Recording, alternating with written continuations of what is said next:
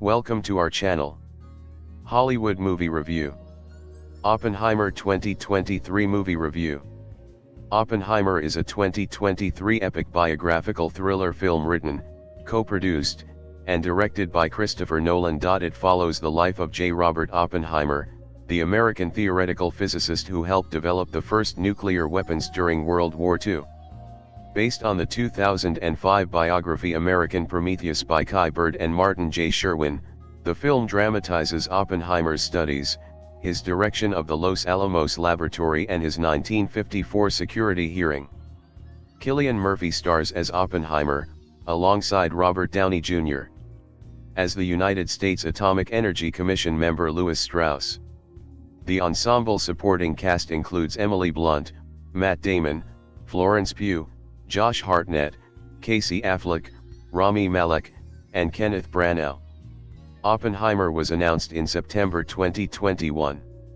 It was Nolan's first film not distributed by Warner Bros. Pictures since Memento, 2000, due to his conflicts regarding the studio's simultaneous theatrical and HBO Max release schedule. Murphy was the first cast member to join, with the rest joining between November 2021 and April 2022. Pre-production began by January 2022, and filming took place from February to May. The cinematographer, Hoyt van Hoytema, used a combination of IMAX 65mm and 65mm large format film, including, for the first time, selected scenes in IMAX black and white film photography. As with many of his previous films, Nolan used extensive practical effects and claimed minimal use of compositing. Despite these claims, the final film contains several hundred VFX shots made by a mostly uncredited VFX crew of around 160. Oppenheimer premiered at Le Grand Rex in Paris on Tuesday, July 11, 2023, and was theatrically released in the United States and the United Kingdom on July 21 by Universal Pictures. Its concurrent release with Warner Bros.' Barbie was the catalyst of the Barbenheimer phenomenon, encouraging audiences to see both films as a double feature. Oppenheimer received widespread critical acclaim and grossed over $976 million worldwide, becoming the third highest grossing film of 2023. It was the highest grossing biographical film of all time until being overtaken by Michael in 2026. The recipient of many accolades, Oppenheimer was nominated for 13 awards at the 96th Academy Awards and won 7, including Best Picture, Best Director, Nolan, Best Actor, Murphy, and Best Supporting Actor, Downey. It also won 5 Golden Globe Awards, including Best Motion Picture, Drama, and 7 British Academy Film Awards, including Best Film, and was named one of the top 10 films of 2023 by the National Board of Review and the American Film Institute. A 1959 Senate committee questions ex-AEC chairman, Lewis Strauss, over his actions during Robert Oppenheimer's security hearing, when a revoked Q clearance ended Oppenheimer's government advisory role. Strauss, who is nominated for Commerce Secretary, alleges the FBI was suspicious of Oppenheimer since his teaching days, well before anti-communist William Borden accused him of espionage in 1954. He claims to not have acted against Oppenheimer, despite having many public disagreements with him. In the 1930s, Oppenheimer teaches at Caltech and Berkeley, after studying theoretical physics in Europe. Many Berkeley academics are also Communist Party members, but Oppenheimer does not join himself. After World War II breaks out, Ernst Lawrence of the Radiation Lab cautions Oppenheimer against having communist connections. Oppenheimer scales back, and is approached by General Leslie Groves to lead the Manhattan Project. Oppenheimer proposes a new laboratory at Los Alamos, New Mexico, where they could endeavor to build an atomic bomb before the Nazis. Edward Teller is recruited to Los Alamos, and theorizes that an explosion would cause global atmospheric ignition. While his theory is disproved, he starts researching fusion-based weapons instead of working on the proposed fission bombs. After the war, Soviets test a plutonium bomb, similar to one developed at Los Alamos. In a meeting of top advisors, Oppenheimer frustrates Strauss by favoring arms talks with Russia instead of escalating with Teller's proposed thermonuclear weapons. During a heated period of discussion, Oppenheimer's past security lapses are brought up, including rekindling an affair with communist ex-lover, Jean Tatlock, immediately after gaining his security clearance in 1942. Oppenheimer also protected his friend Håkan Chevalier from an espionage investigation, by directly lying to security officer, Boris Pash. In his later hearing by the Grey Board at the AEC, the board's counsel, Roger Robb, replaced these accusations to make Oppenheimer seem guilty of disloyalty towards the US. In the present, Strauss alleges that Oppenheimer turned scientists against him, starting with Albert Einstein at Princeton in 1947. Teller testifies in Strauss' favor, and David Hill of the Chicago Met Lab is expected to do so too. In July 1945, the Trinity plutonium test is successful, and 2 bombs are subsequently dropped on Japan. Oppenheimer is labeled father of the atomic bomb, but his public stance in the post-war years changes towards nuclear non-proliferation. Irritated at constantly being undermined by Oppenheimer, AEC Chairman Strauss conspires with Borden to initiate the 1954 Grey Board hearing. He appoints Robb as the board's counsel, compromising its independence from the AEC. Oppenheimer's humiliation triggers scientists, who had attested to his loyalty and discretion. At Strauss' Senate hearing, Hill claims the scientific community is against him. Strauss loses the Commerce Secretary nomination and with it, his career. A flashback shows Oppenheimer did not mention Strauss to Einstein at all. Consumed by guilt over bringing atomic weapons to the world, he admits to Einstein that the global catastrophe they feared, and then believed was averted, was now ironically inevitable. Director Sam Mendes was interested in adapting the 2005 J. Robert Oppenheimer biography American Prometheus by Kai Bird and Martin J. Sherwin. After that project failed to materialize, the book was optioned by various filmmakers over the next 15 years. The authors became pessimistic about a film adaptation. Oliver Stone declined an opportunity to direct, saying I couldn't find my way to its essence. In 2015, J. David Wargo optioned the book, then commissioned and rejected several scripts. During the COVID-19 pandemic, Wargo flew to Hollywood to meet with actor James Woods, who set up a meeting with Charles Roven, a producer for various Christopher Nolan films, and in turn, Roven gave a copy of the book to Nolan. Both Wargo and Woods are executive producers of the film. Woods said he was asked not to promote the film because his outspoken political views posed a risk to the film's commercial success and awards campaign. Nolan had long desired to make a film about Oppenheimer, even prior to reading American Prometheus in 2019, towards the end of production on Nolan's science fiction film Tenet, 2020, star Robert Pattinson gave him a book of Oppenheimer's speeches. According to Nolan, the speeches showed Oppenheimer wrestling with the implications of what's happened and what he's done. Nolan wanted to depict what it would have been like to be Oppenheimer in those moments, in contrast to Tenet, which employs time travel to curb a potential weapon of mass destruction. In December 2020, Warner Bros. Pictures announced plans to give its 2021 film simultaneous releases in theaters and on HBO Max, citing the impact of the COVID-19 pandemic on the film industry.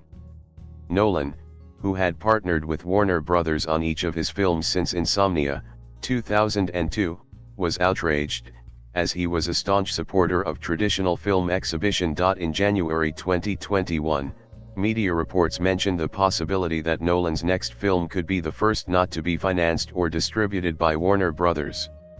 By mid-2021, Nolan had left Warner Bros. And was meeting with other studios to develop his new project. Nolan had previously supported Warner Bros.' decision to give Wonder Woman 1984, 2020, a simultaneous release, saying he felt that situation had been handled properly, but said he had been excluded from any discussions regarding the postponed release of Tenet. In September 2021, it was announced that Nolan would write and direct a biographical film about Oppenheimer and his contributions to the Manhattan Project, with Cillian Murphy in negotiations to star. Due to his strained relationship with Warner Brothers, Nolan approached multiple studios, including Sony, Universal, Paramount, and Apple. According to insiders, Paramount was ruled out early in the process due to the replacement of the CEO and chairman, Jim Janopoulos, with Brian Robbins, an advocate for increased streaming service releases.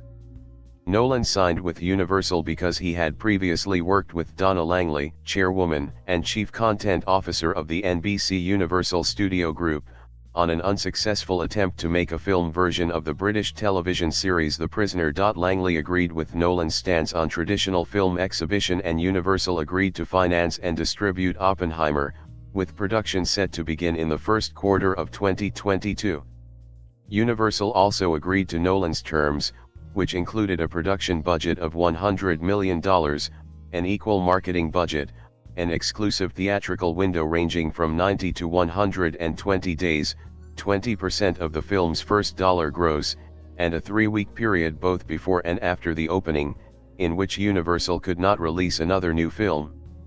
By September 2021, both Roven and Nolan had begun contacting Bird and Sherwin to discuss the script. During Bird's first meeting with Nolan, he had already written a spec script while they discussed the script's content, although Nolan did not disclose the script to them yet. Oppenheimer is the first screenplay written by Nolan in the first person, as he wanted the narrative to be conveyed from Oppenheimer's perspective. He described the texture of the film being how the personal interacts with the historic and the geopolitical, with the intention of making it a cautionary tale. He began developing the script after he completed Tenet and wrote it in only a few months. He had already been thinking about making a film about Oppenheimer for over 20 years. A major plot element is Oppenheimer's response to the long-term consequences of his actions. Nolan wished to explore the phenomenon of delayed reactions, as he felt people are not necessarily confronted with the strongest or worst elements of their actions in the moment. He also chose to alternate between scenes in color and black and white to convey the story from both subjective and objective perspectives, respectively, with most of Oppenheimer's view shown via the former, while the latter depicts a more objective view of his story from a different character's point of view. Wanting to make the film as subjective as possible, the production team decided to include visions of Oppenheimer's conceptions of the quantum world and waves of energy. Nolan noted that while Oppenheimer never publicly apologized for his role in the atomic bombings of Hiroshima and Nagasaki, he still believed Oppenheimer had felt genuine guilt for his actions and thus portrayed him as exhibiting those feelings. Nolan began by trying to find the thread that connected the quantum realm, the vibration of energy, and Oppenheimer's own personal journey, and sought to portray the difficulties in his life, particularly regarding his sex life. As such, Nolan wanted to candidly portray his affair with Jean Tatlock. He also wanted to explore Tatlock's influence on Oppenheimer's life, since she was a communist, which had enormous ramifications for Oppenheimer's later life and his ultimate fate. Nolan also sought to explore the relationship between Oppenheimer and Admiral Lewis Strauss, former chair of the U.S. Atomic Energy Commission, having been inspired by the relationship between Wolfgang Amadeus Mozart and Antonio Salieri as depicted in Amadeus, 1984. Another critical moment of the film was the meeting in which President Harry S. Truman called Oppenheimer a crybaby. Nolan wanted to convey the scene from Oppenheimer's perspective and felt it was a massive moment of disillusion, a huge turning point for Oppenheimer in his approach to trying to deal with the consequences of what he'd been involved with, while also underscoring that it is a huge shift in perception about the reality of Oppenheimer's perception. He wanted to execute a quick tonal shift after the atomic bombings of Hiroshima and Nagasaki, desiring to go from the highest triumphalism, the highest high, to the lowest low in the shortest amount of screen time possible. For the ending, Nolan chose to make it intentionally vague to be open to interpretation and refrained from being didactic or conveying specific messages in his work. However, he did have the intention to present a strong set of troubling reverberations at the end. Oppenheimer marks the sixth collaboration between Nolan and Cillian Murphy, and the first starring Murphy as the lead. To prepare for the role, Murphy read extensively on Oppenheimer's life and was inspired by David Bowie's appearance in the 1970s. Nolan called Murphy one day to ask him to play the part, and Murphy enthusiastically accepted, excited to play a lead role in a Nolan film. Afterward, Nolan flew to Dublin to meet with Murphy, who read the script in Nolan's hotel room. Murphy lost an undisclosed amount of weight for the role in order to better match the real-life Oppenheimer's gaunt appearance. Nolan also set up a phone call between Murphy and Nobel laureate Kip Thorne, who had previously worked with Nolan on Interstellar, 2014. As a graduate student, Thorne had attended some of Oppenheimer's seminars, and explained to Murphy his experience with Oppenheimer's gift for facilitating group discussions of difficult scientific concepts. The casting process was so secretive that some cast members did not know which role they would be playing until they signed on. Robert Downey Jr., Matt Damon, and Emily Blunt took pay cuts to work on the film, with each earning $4 million in lieu of their usual $10 to $20 million upfront salary. Downey went to Nolan's house to read the script, which was printed in black on red paper. Downey would later describe Oppenheimer as the best film in which he has appeared to date. Downey previously met with Nolan for the role of Jonathan Crane/Scarecrow in Batman Begins, 2005, but Nolan felt Downey wasn't right for the role, which went to Murphy. Blunt met Nolan in Los Angeles and, when she was offered the role of Catherine Kitty Oppenheimer, she enthusiastically accepted. She also contacted Murphy to get an expectation of what working with Nolan would be like. Asked to play the part of Leslie Groves, Damon, who had appeared in Nolan's Interstellar, was taking a break from acting as a result of negotiations with his wife Luciana Bozan Barroso in couples therapy, but signed on to Oppenheimer as he had reserved one exception: if Nolan offered him a role in a film. Nolan cast writer-director Benny Safdie as physicist Edward Teller after asking director Paul Thomas Anderson about his experience directing Safdie in Licorice Pizza, 2021. Safdie had worked alongside a nuclear physicist at Columbia University while in high school. It is Nolan's first film since Insomnia, 2002, to not feature Michael Caine. Glenn Powell auditioned and was rejected for the role that went to Josh Hartnett. For Harry S. Truman's appearance, Nolan sought his collaborator Gary Oldman, who was on a break from filming the Apple TV Plus series Slow Horses, 2022. Present, Oldman told Nolan that he was contractually obliged to not cut his hair, so either he could play Truman with a prosthetic cap and a wig or get someone else to play the part, which Nolan agreed.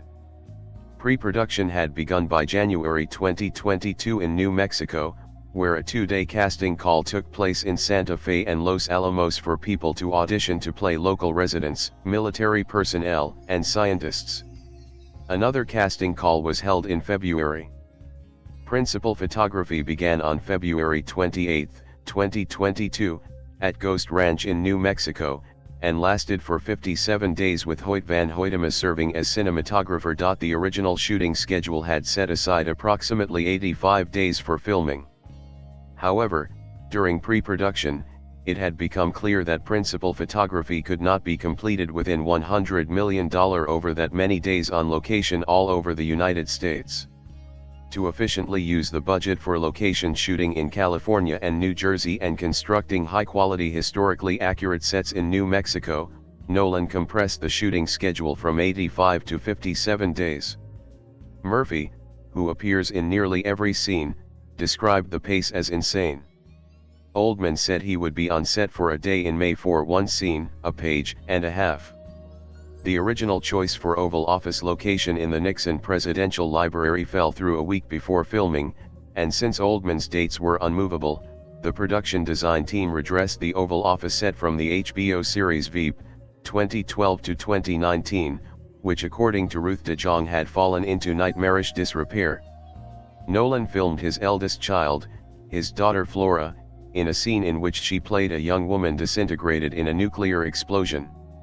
It appears in the film as one of Oppenheimer's visions, in which Nolan intended to show that if you create the ultimate destructive power, it will also destroy those who are near and dear to you. Rear shots of the town, for example, the town's equivalent of a main street has a Starbucks. Instead, the production team constructed a version of 1940's era Los Alamos on top of a similar plateau at Ghost Ranch. It took 3 months to build the set, which was used for only 6 shooting days. The general plan was to shoot only exterior shots on the set at Ghost Ranch, then shoot interior shots on location inside various historic buildings in the real town of Los Alamos. Interior shooting in Los Alamos began on March 8, 2022. Many scenes in the film take place in academic lecture halls. To save time and money, the production team decided against attempting to reconstruct those halls as sets at Ghost Ranch, and shot them inside a historic Women's Army Corps dormitory in Los Alamos. Scenes were also filmed in Oppenheimer's original cabin in Los Alamos, which had been restored. Kai Bird visited the set and was impressed by Murphy's performance. The New York hotel scenes were shot in Albuquerque's old post office building, while the Washington, D.C. scenes were shot in state government buildings in the state capital of Santa Fe. Although the news coverage surrounding the film's release implied that most of the film was shot in New Mexico, the official making-of book Unleashing Oppenheimer revealed that many of the film's most important scenes were shot within the studio zone in Los Angeles County. Early on, 3 days were set aside for filming at Uckless Kirchhoff Hall, which was used for both the Cambridge and Göttingen scenes. The Millennium Biltmore Hotel in downtown Los Angeles stood in for the Mark Hopkins Hotel for one of Oppenheimer's encounters with Tatlock, for the Plaza Hotel for Strauss's 1949 birthday celebration, and for an unnamed Washington, D.C. hotel for the scene where Szilard and Hill try to get Oppenheimer to sign a petition against dropping the bomb on Japan. Oppenheimer's security hearing was shot in Alhambra, California, in a disused office building in the former manufacturing headquarters for the petrochemical company C.F. Braun & Co. The scene in which Oppenheimer's security clearance was revoked was shot on May 19, 2022, the production's last day in Alhambra. Filming involved the use of real explosives to recreate the Trinity nuclear test, foregoing the use of computer-generated graphics. When this news first broke online, many fans, aware of Nolan's famous preference for in-camera practical effects, thought it meant he had set off a real atomic bomb. Nolan later remarked that it was both flattering and scary that his fans would think that of him. The production team was able to obtain government permission to film at White Sands Missile Range, but only at highly inconvenient hours, and therefore chose to film the scene elsewhere in the New Mexico desert. The production filmed the Trinity test scenes in Belen, New Mexico, with Murphy climbing a 100-foot steel tower, a replica of the original site used in the Manhattan Project, in rough weather. A special set was built in which gasoline, propane, aluminum powder, and magnesium were used to create the explosive effect. Although they used miniatures for the practical effect, the special effects supervisor, Scott R. Fisher, referred to them as bigatures, since the special effects team had tried to build the models as physically large as possible. To make the models look closer to their intended real-life size, the team used forced perspective. Visualizations of the interactions between atoms, molecules, and energy waves, as well as the depiction of stars, black holes, and supernovas, were also achieved through practical methods. Nolan claimed the film contains no computer-generated effects, and used practical effects to achieve real-world imagery. The last portion of principal photography was for Nolan and Van Hoytema to travel to Europe to obtain establishing shots for the early European phase of Oppenheimer's life. For example, they did not bother with shooting in any actual part of the University of Cambridge. Van Hoytema simply set up a camera across the river. Filming wrapped in May 2022. Editing was completed by Jennifer Lamé, who had previously edited Tenet. While inspecting the footage during editing, Nolan and Lamé performed character passes to ensure all the characters were properly displayed on screen, due to the film having a faster pace than most traditional blockbusters. Visual effects were handled by DNEG, which produced more than 100 VFX shots from more than 400 practically shot elements, marking their 8th collaboration with Nolan. Andrew Jackson was the visual effects supervisor, who stated that the film used mostly invisible visual effects through in-camera special effects created on set. Digital compositing was used for the Trinity scene to add multi-layers to the explosion, which was shot in a multifaceted viewpoint. There were 160 VFX artists who worked on the film, 134 of whom were left uncredited. Steven Spielberg was the first person to see the final cut, in a private screening of its first 70mm print. Nolan said, "He said some very kind things, but really just to watch him watch. I wasn't even supposed to watch it with him, but seeing the great master watching? It was sort of irresistible." Ludwig Göransson composed the score for the film, after doing so for Nolan's previous film, Tenet.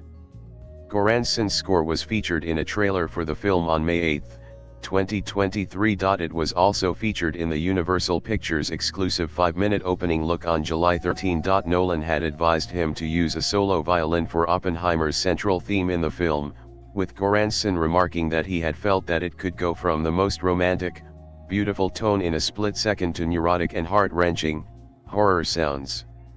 The score is integral to the film, which contains almost wall-to-wall music. Göransson estimates that music is played for at least 2.5 hours of the film, which is more than 83% of its length. Oppenheimer's teaser trailer was released on July 28, 2022, featuring a live countdown to 5:29 a.m. MDT, on July 16, 2023, the 78th anniversary of the first detonation of an atomic weapon. It premiered in screenings of Nope before being posted online on Universal's social media profiles. Empire commented that it is exemplary of Nolan's style, heady, brooding stuff with a real sense of weight. In December 2022, 2 trailers premiered in front of Avatar, The Way of Water, with one being exclusive to IMAX theaters and the other being shown in all other formats. The latter was eventually released online. In May 2023, an official main trailer debuted during preview screenings of Guardians of the Galaxy Volume 3. It was subsequently released to the public on May 8, 2023, alongside a theatrical release poster. Oppenheimer had its world premiere at Le Grand Rex in Paris on July 11, 2023, followed by the British premiere at Odeon Lux Leicester Square in London on July 13, and the American premiere at AMC Lincoln Square 13 in New York City on July 17. Both the London and the New York premieres were affected by the SAG-AFTRA strike, as some actors left the London premiere early and Universal Pictures cancelled the red carpet event for the New York premiere. SAG-AFTRA president Fran Drescher later claimed the studios duped the guild into accepting a 12-day extension for negotiations to continue promoting summer films like Oppenheimer. Oppenheimer was released theatrically on July 21, 2023, by Universal Pictures. In addition to standard digital cinemas, it was also released in various film formats including IMAX 70mm, 30 prints, standard 70mm, 113 prints, and 35mm, around 80 prints.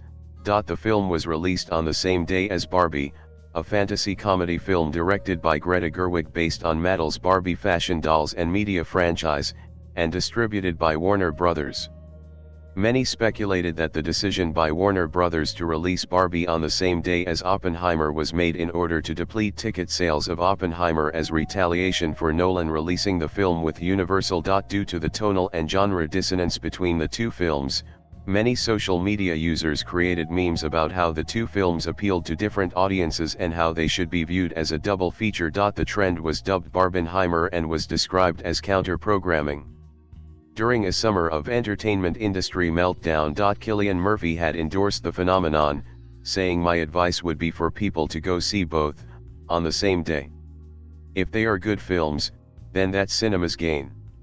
In March 2022, Universal Pictures halted the release of its titles in Russia, joining other major American film distributors in the boycott against the country following its invasion of Ukraine in February 2022. Oppenheimer had also been banned by Russia's Ministry of Culture, which had refused to license screenings of the film, stating that it did not meet their goals of preserving and strengthening traditional Russian spiritual values. The film was not released in Japan until 8 months after its initial global release. Variety noted the controversial reputation in Japan due to the atomic bombings of Hiroshima and Nagasaki. A Universal spokesperson said that plans have not been finalized in all markets. American films are often released in Japan a few months after the initial theatrical release in December 2023. Independent Japanese film distributor Bidders End announced that it would theatrically release the film in 2024, as Universal's distributor in Japan Toho Toei opted against releasing it. The film was later released by Bidders End in Japan on March 29, and during its first 3 days, it was ranked as the country's highest-grossing foreign film after making 379.3 million yen, $2.5 million, at the box office. In the United States, the film received an R rating from the Motion Picture Association for some sexuality, nudity, and language. It is Nolan's first film to receive that rating since Insomnia, 2002. In Australia, the film received an MA 15+ rating from the Australian Classification Board for strong sex and a suicide scene. In the United Kingdom, the film received a 15 certificate from the British Board of Film Classification for strong language and sex, meaning anyone under the age of 15 cannot be admitted to view the film. In some countries, including those in the Middle East, South Asia, and Southeast Asia, Universal distributed a version of the film with Florence Pugh's nude body covered by a computer-generated black dress. In India, Oppenheimer was released with all scenes depicting nudity, sex, and cigarette smoking being censored, earning the U/A certificate from the Central Board of Film Certification, CBFC, while retaining the running time. The audio of the scene in which Tatlock directs Oppenheimer to read a verse from the Hindu scripture Bhagavad Gita, "I am become death, destroyer of worlds," remained intact. As NDTV reported, the Minister for Information and Broadcasting Anurag Thakur questioned how the CBFC certified the film with the verse heard during such circumstance in the first place, and asked the scene to be deleted. Hindu nationalists were angered by the scene and demanded its removal. Among them was journalist Uday Maherkar, who wrote an open letter to Nolan calling the scene a direct assault on religious beliefs of a billion tolerant Hindus, and demanded its removal from all releases of Oppenheimer across the world. On the other hand, actor Nitish Bharadwaj told the Times of India that the use of this verse in the film should also be understood from Oppenheimer's emotional state of mind. A scientist thinks of his creation 24/7/365 days, irrespective of what he is doing. His mind space is consumed fully of his creation, and the physical act is just a natural mechanical act. Oppenheimer was released on Ultra HD Blu-ray, regular Blu-ray and DVD formats including digital on November 21, 2023. As the former two releases sold out days after release, Universal worked on restocking before the holiday season. Nolan was vocal during the home release campaign of the film about the importance of physical media libraries, stating that letting films only exist digitally or on streaming services allows companies to have too much control and creates a danger for film preservation. The film was released for streaming in the United States exclusively on Peacock and in Canada on Amazon Prime Video. On February 16, 2024. On July 12, 2025, Oppenheimer was released on Netflix in the UK and Ireland. Oppenheimer grossed $330.1 million in the United States and Canada and $646.7 million in other territories, for a worldwide total of $976.8 million, $190 million of which came from IMAX alone. It is the third highest grossing R-rated film of all time behind Joker, 2019, and Deadpool and Wolverine, 2024. In September 2023, Oppenheimer became the highest-grossing biographical film of all time, surpassing Bohemian Rhapsody, 2018. By August 2023, Oppenheimer had become the highest-grossing film ever to not reach the top spot at the domestic box office, although in its sixth weekend it topped the worldwide box office with a total of $38.12 million. Surpassing Barbie for the first time. It is also the highest-grossing World War II-related film, surpassing Dunkirk, 2017, also a Nolan film. Additionally, Oppenheimer became one of the top 5 highest-grossing IMAX releases, earning $183 million, approximately 20% of its total gross, over $17 million of which was earned from the 30 screens showing IMAX 70mm prints. The film was booked to be re-released in IMAX theaters on November 3, including 6 IMAX 70mm prints, as these theaters reported selling out during the initial release. Deadline Hollywood calculated the net profit of the film to be $201.9 million, when factoring together all expenses and revenues. In the United States and Canada, Oppenheimer was released alongside Barbie in what became known as Barbenheimer. The week of their releases, AMC Theaters announced that over 40,000 AMC Stubs members had already pre-booked tickets to both films on the same day.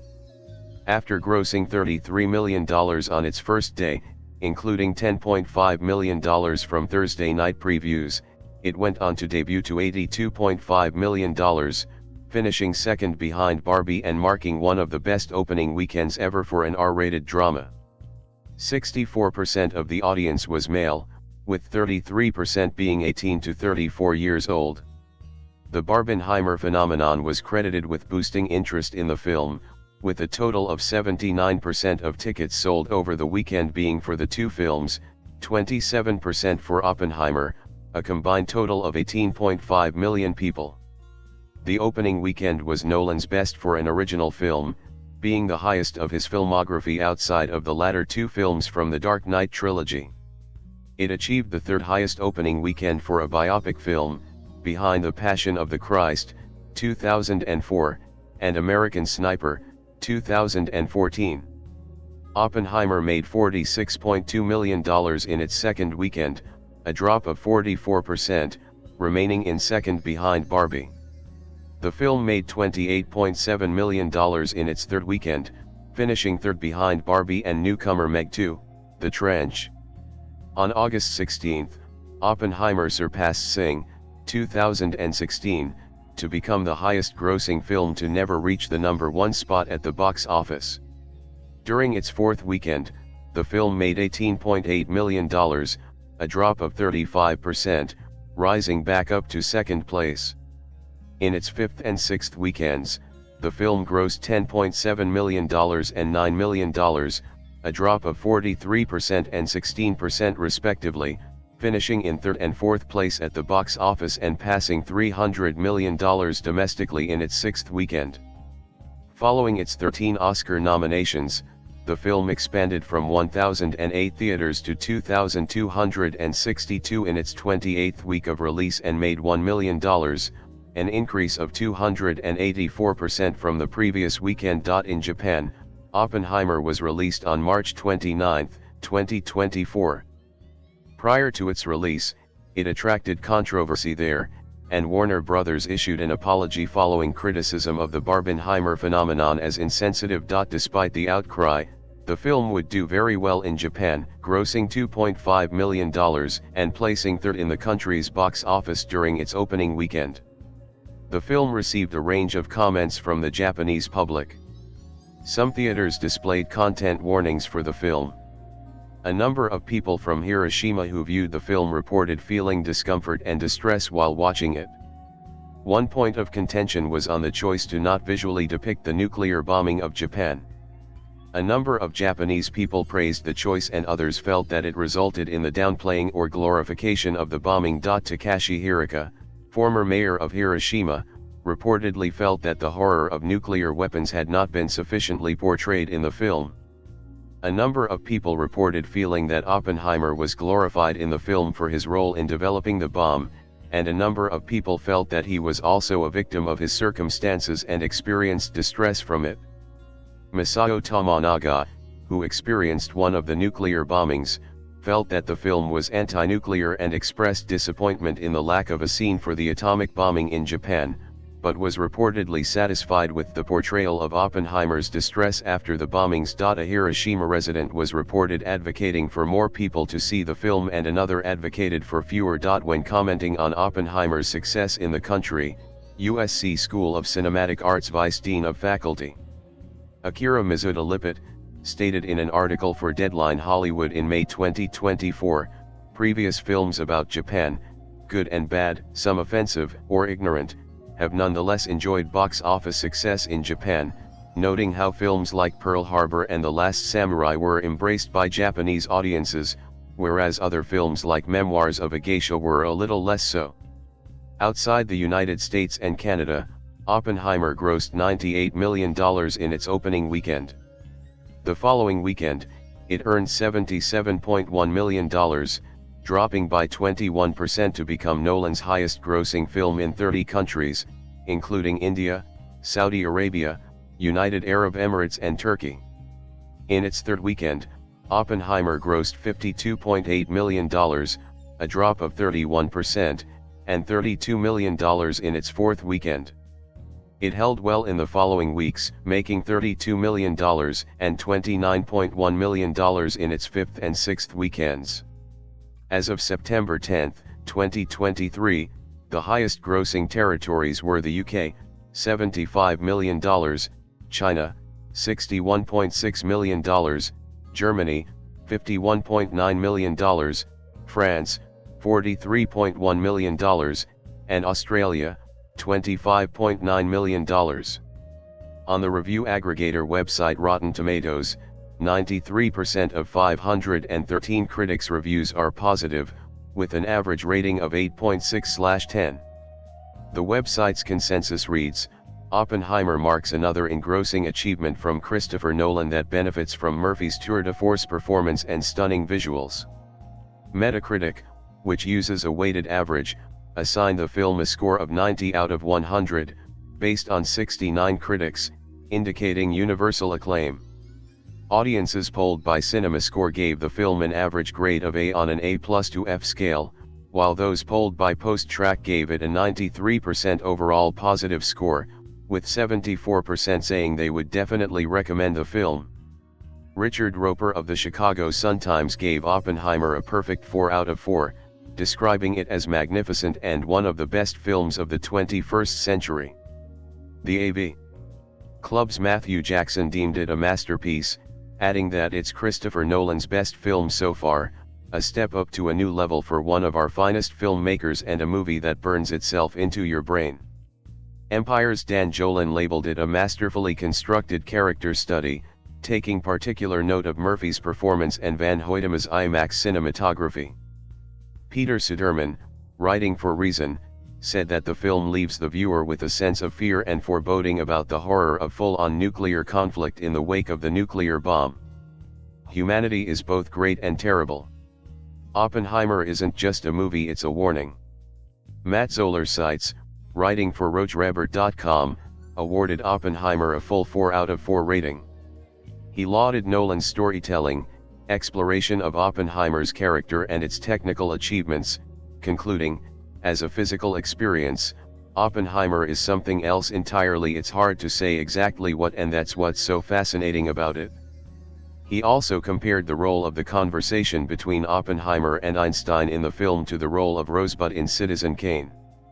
Peter Traverse described the film as a monumental achievement and one of the best films you'll see anywhere. Karen James of BBC similarly termed it boldly imaginative and Nolan's most mature work yet, adding that it combined the explosive, commercially enticing action of the Dark Knight trilogy with the cerebral underpinnings of Memento, Inception, and Tenet. IGN critic Siddhant Adlakar ranked Oppenheimer 10/10, describing it as a 3-hour biopic that plays like a jolting thriller and Nolan's most abstract work yet.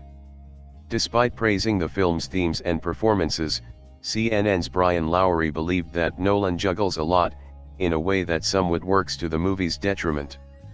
Owen Gleiberman of Variety found the film's first half mesmerizing and ticking with cosmic suspense, but wrote that a certain humming intensity leaks out of the movie after the Trinity test sequence, which was itself described as a letdown. Manala Dargis of the New York Times called the film a brilliant achievement in formal and conceptual terms, praising Nolan for capturing the kinetic excitement of intellectual discourse and comparing the film's complex narrative structure to a cubistic portrait. However, she found some of the cameos by supporting actors such as Malek distracting, and noted that the film's black and white scenes could feel overlong despite ultimately working in service of Nolan's narrative intentions. In a mixed review, O.D. Henderson of the Boston Globe called the film visually stunning but emotionally empty, criticizing Nolan's screenplay for rendering Oppenheimer an enigma whose inner life is expressed by gimmicky cuts to scenes of outer space rather than evidence of human emotions.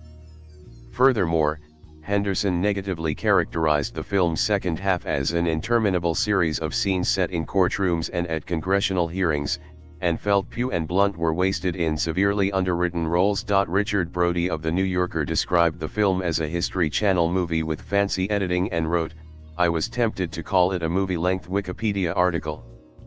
But after a look online, I realized I was giving Wikipedia too little credit, or Christopher Nolan, the movie's writer and director, too much." While praising how the film acknowledges the contribution of American scientists and American enterprise, Brett Mason complained that it omits the crucial contributions of non-Americans who ensured the work was able to commence as early as December 1941. Nolan completely ignores the crucial role that British science and Australian physicist Mark Oliphant played in jump-starting the quest. Writing for the Los Angeles Times, Justin Chang defended Nolan's accurate depiction of how Oppenheimer could not see the true victims of his work. Chang wrote that instead of satisfying representational completists by teetering to Hiroshima and Nagasaki, Nolan treats them instead as a profound absence, an indictment by silence. Chang later won the 2024 Pulitzer Prize for Criticism for that article. For IndieWire's annual critics poll, in which 158 critics and journalists from around the world voted, Oppenheimer was placed second in their best film list, with 69 overall mentions and 17 first-place votes. Nolan was also ranked second on the Best Director list, while his screenplay was placed 8th. Murphy was the highest-placed actor on the Best Performance list, 4th overall, while Van Hoytema's work topped the Best Cinematography list. Oppenheimer also appeared in over 410 critics' lists of the best films released in 2023, and was ranked first in 99 of them. The film garnered significant praise from prominent filmmakers. Oliver Stone deemed the film a classic, which I never believed could be made in this climate. Paul Schrader called Oppenheimer the best, most important film of the century, while Denis Villeneuve called it a masterpiece. Steven Soderbergh said of the film, "Oppenheimer is a real accomplishment. I read somewhere that Chris Nolan implied that this is the movie he's been building toward, and I think he's right. And I'm thrilled that it's a massive hit." Spike Lee also praised the film, calling it a great film, but felt that it should have shown what happened to the Japanese people, given the film's length. Japanese director Takashi Yamazaki said, "As a person of Japanese ancestry and descent, my response to Oppenheimer is that I would like to dedicate a different film to that when that day comes." Other filmmakers, including A.V. Rockwell, Joe Dante, Reynaldo Marcus Green, Chad Hartigan, Don Hertzfeldt, Matt Johnson, Rain Allen Miller, James Ponsoldt, and Adam Wingard cited it as among their favorite films of 2023. Conversely, James Cameron was critical of the film, stating it was a bit of a moral cop-out because it's not like Oppenheimer didn't know the effects. He's got one brief scene in the film where we see, and I don't like to criticize another filmmaker's film, but there's only one brief moment where he sees some charred bodies in the audience, and then the film goes on to show how it deeply moved him. But I felt that it dodged the subject. Korean film critic Kim Jong-sik said Oppenheimer depicts the tragedy of the combination of science and politics. Oppenheimer developed the atomic bomb to stop the Nazis from developing nuclear weapons, but the result was the bomb dropped on Japan and countless casualties. The film coldly shows how science loses its purity and becomes a tool of the state through the process of Oppenheimer's choice combining with America's imperial ambitions. In August 2023, Oppenheimer ranked number 3 on Collider's list of the 20 best drama movies of the 2020s so far, with the site writing that Nolan explores the world's obsession with destructive nuclear weapons from the perspective of their creator, using the Greek myth of Dante inspiration. Oppenheimer makes it clear that once this type of power is unleashed, it is bound to be used again. In June 2025, IndieWire ranked the film at number 54 on its list of the 100 best movies of the 2020s. So far, while the New York Times ranked it at number 65 on its list of the 100 best movies of the 21st century. In July 2025, it ranked number 86 on Rolling Stone's list of the 100 best movies of the 21st century. The renewed attention to the Trinity site and associated nuclear testing encouraged the United States Congress to revise the Radiation Exposure Compensation Act, 1990, which provided compensation programs for people affected by radiation and nuclear testing during the Cold War, known as downwinders, and primarily consisting of the Navajo Nation. The United States Senate approved amendments to accommodate additional services to people in New Mexico, but it has not passed through Congress as the House of Representatives had not yet debated its inclusion as part of the National Defense Bill for the 2024 fiscal year. As of March 2025, there have been continuous efforts to revive and expand the RECA. New Mexico lawmakers expressed, in a non-binding resolution, House Memorial 15, their support for federal legislation to expand compensation for individuals affected by radiation exposure, particularly those involved with uranium mining and downwinders who were affected by the Trinity test and other related nuclear activities. Some scenes in the movie were taken word for word out of the book or real-life events. Many of the changes are small embellishments or changes from real life. For example, Oppenheimer was not as excited about his discovery of black holes as shown in the film since he did not know how significant it would become. The study was indeed released on the same day Germany invaded Poland, as shown in the film. During the Trinity test, Donald Hornig had his hand on the kill switch for a faster reaction time and not near it as depicted in the film. Truman did call Oppenheimer a crybaby, but in a letter to Dean Acheson 1 year later, not immediately after meeting Oppenheimer. The incorrect American flag for the time period was used in the film. In some shots, the current 50-star flag is shown, which was not adopted until 1960.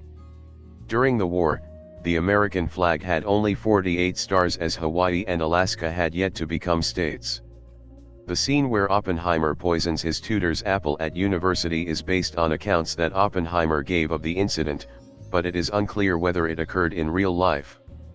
Oppenheimer is depicted as putting potassium cyanide in the apple before having a change of heart the next day and narrowly preventing it from being eaten. There is no evidence that Niels Bohr nearly ate the apple or had any involvement in the incident. Oppenheimer and Einstein were friends, but the specific conversations which the film revolves around never happened. Oppenheimer took his concerns about an unstoppable chain reaction to physicist Carl Compton at MIT, not Einstein. Although the film portrays Grove's aggressive recruitment of Oppenheimer, Arthur Compton at the Metallurgical Laboratory had earlier recruited and appointed Oppenheimer to take over the research into the bomb design, part of what became the Manhattan Project. As Strauss correctly points out in the film's dialogue, Oppenheimer never expressed regret for the atomic bombings, but as Chang explained in his Pulitzer Prize-winning article, the true situation not depicted in the film was that Oppenheimer avoided giving an apology when confronted by a reporter during his 1960 visit to Tokyo and Osaka. In addition to their interpersonal conflicts, Strauss had another reason to undermine Oppenheimer's credibility by revoking his security clearance. Oppenheimer was opposed to further development of the hydrogen bomb by the United States. Scott Sagan describes the loss of Oppenheimer's influence as a possible constraint upon the nuclear arms race between the United States and USSR as a broader tragedy less clearly depicted in the film than the scientist's personal tragedy, but he called the production highly accurate otherwise for a Hollywood film. Many efforts undertaken at other Manhattan Project sites like Hanford, Washington and Oak Ridge, Tennessee were not shown. Most of them, overseen by General Leslie Groves, focused on understanding and producing the radioactive material that powered the nuclear explosions. In addition to the team at Los Alamos, those working at other project sites, particularly the University of Chicago's Metallurgical Laboratory, also expressed concerns about using the atomic bomb against Japan. The film was criticized for its omission of the 30 Native American families who were forcibly displaced from Los Alamos in 1942 to make space for the experiment. Another technical problem accurately represented throughout the film was plutonium production. This can be analyzed through the occurrence of discussions of fizzle, ingenuity, engineering breakthroughs and setbacks, and once again, the determination to succeed. The film focused on the great cost it took to obtain the plutonium, as well as the overall process of breeding plutonium. Enrico Fermi, a main scientist involved in the Manhattan Project, was the one who discovered that plutonium was the element necessary to produce a spontaneous fission reaction. His contributions to the Manhattan Project were not included in the film as much as they were recognized in real life. In the film, a scene depicts the May 31, 1945, meeting of the Interim Committee, which J. Robert Oppenheimer attended as a member of the scientific panel of consultants. In this scene, Secretary of War Henry L. Stimson is portrayed ordering the removal of Kyoto from the list of top atomic bomb targets, allegedly because it was a favored honeymoon destination for him and his wife. However, General Groves pointed out in his 1962 autobiography that Stimson vetoed it to Groves personally, not in a committee meeting, because he had visited Kyoto when he was Governor General of the Philippines. Kyoto had impressed him with its ancient culture. It was of great historical and religious significance, and was the ancient capital of Japan.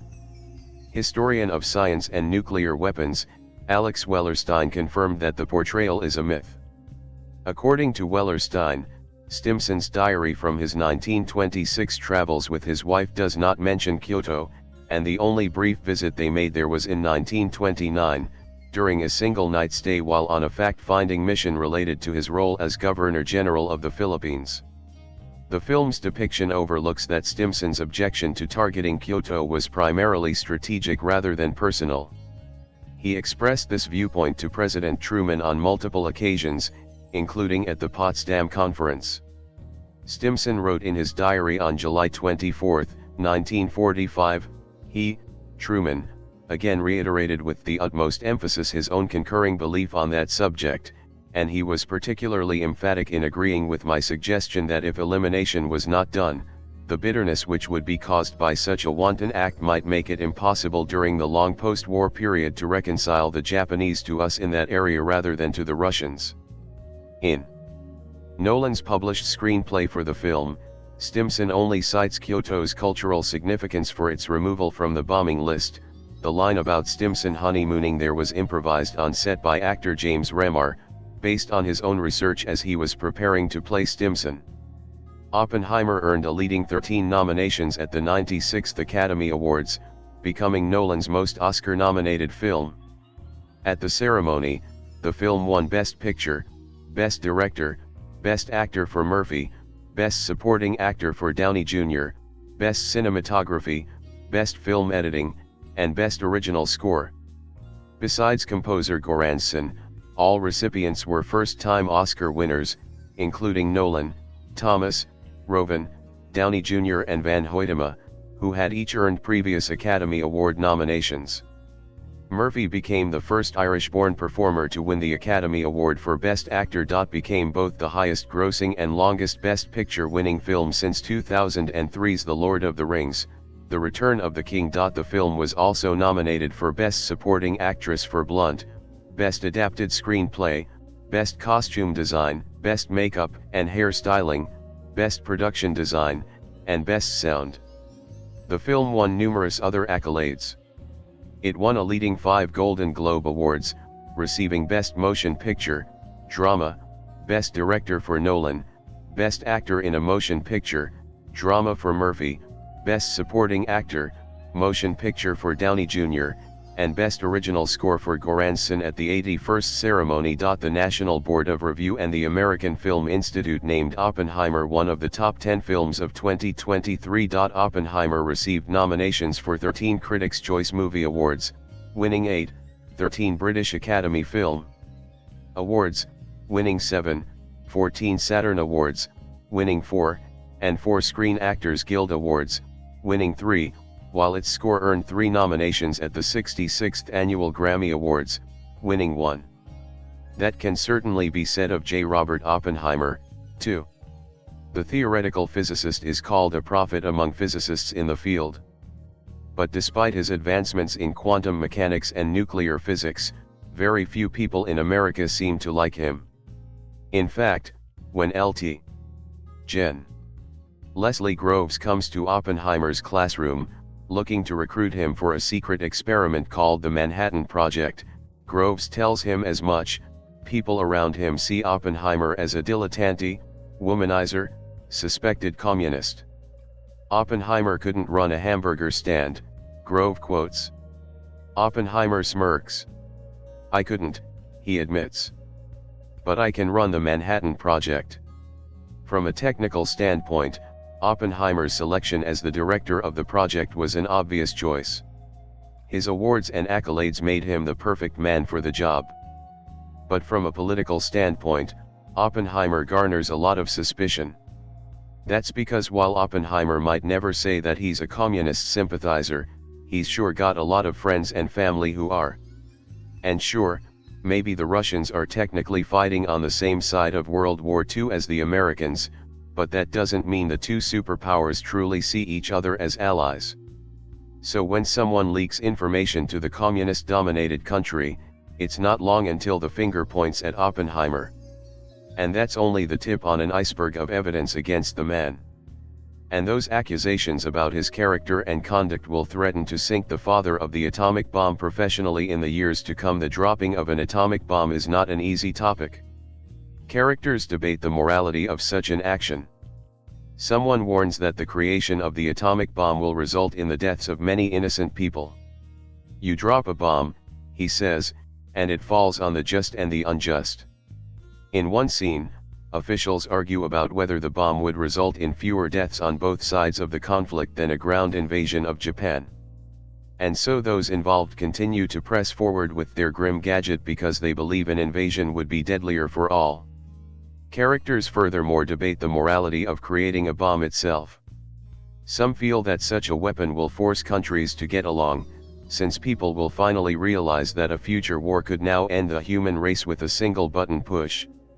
And when physicists theorize that the bomb could ignite the world's atmosphere in a chain reaction, some push to share the findings with Russia and the Nazis in order to warn them about that potentially world-ending consequence. Though the film's depiction of Oppenheimer tends to sit more towards the middle of the political spectrum, unwilling to fully commit one way or another, such a mentality makes him a prime suspect during the Red Scare. Indeed, many of Oppenheimer's family members and friends sympathized with the Communist Party, and the government fears that Oppenheimer might leak information to the Russians. But when Oppenheimer comes under fire for his alleged beliefs, many people, including those who disagree with him, stick up for him, expressing that they believe he's loyal to the country. Early in the movie, Oppenheimer and many of the scientists he recruits to his team seem particularly motivated by the plight of the Jews in Germany. Oppenheimer himself is Jewish, though not particularly devout. But he and many of his peers are primarily motivated not just by the desire to beat Germany in the production of the atomic bomb, but to save Jews and to keep Hitler from potentially using the invention upon them should his scientists succeed first, which they don't. Not all of those German scientists, we learn, want to serve Hitler's research, and at least one of them is liberated from Nazi-held territory and then encourages Oppenheimer's team. Oppenheimer is compared to an Old Testament prophet by another Jewish man, and the man warns Oppenheimer that such a title means he can't be wrong not once. He's also compared to Prometheus, a Greek deity who stole fire from the gods to give it to humanity. Oppenheimer also has a few visions or hallucinations. While some of these visions are depicted as something like dramatic moments of PTSD for the physicist, others show Oppenheimer seemingly looking into the cosmos to divine deeper meaning. We additionally hear some other brief mentions of spirituality. Oppenheimer's famous quote, "Now I am become death, the destroyer of worlds," comes from the Hindu sacred writing the Bhagavad Gita and is spoken there by the Hindu god Vishnu.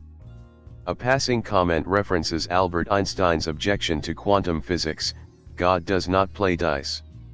A man is described as the son of a Russian Orthodox priest. When thinking about the code name for the nuclear test, Oppenheimer offers Trinity, referencing a poem by John Donne. "Batter my heart, 3% God," Oppenheimer recites. After Oppenheimer's wife, Kitty, learns of one of her husband's affair, she tells him that he doesn't get to commit a sin and have us all feel sorry for him.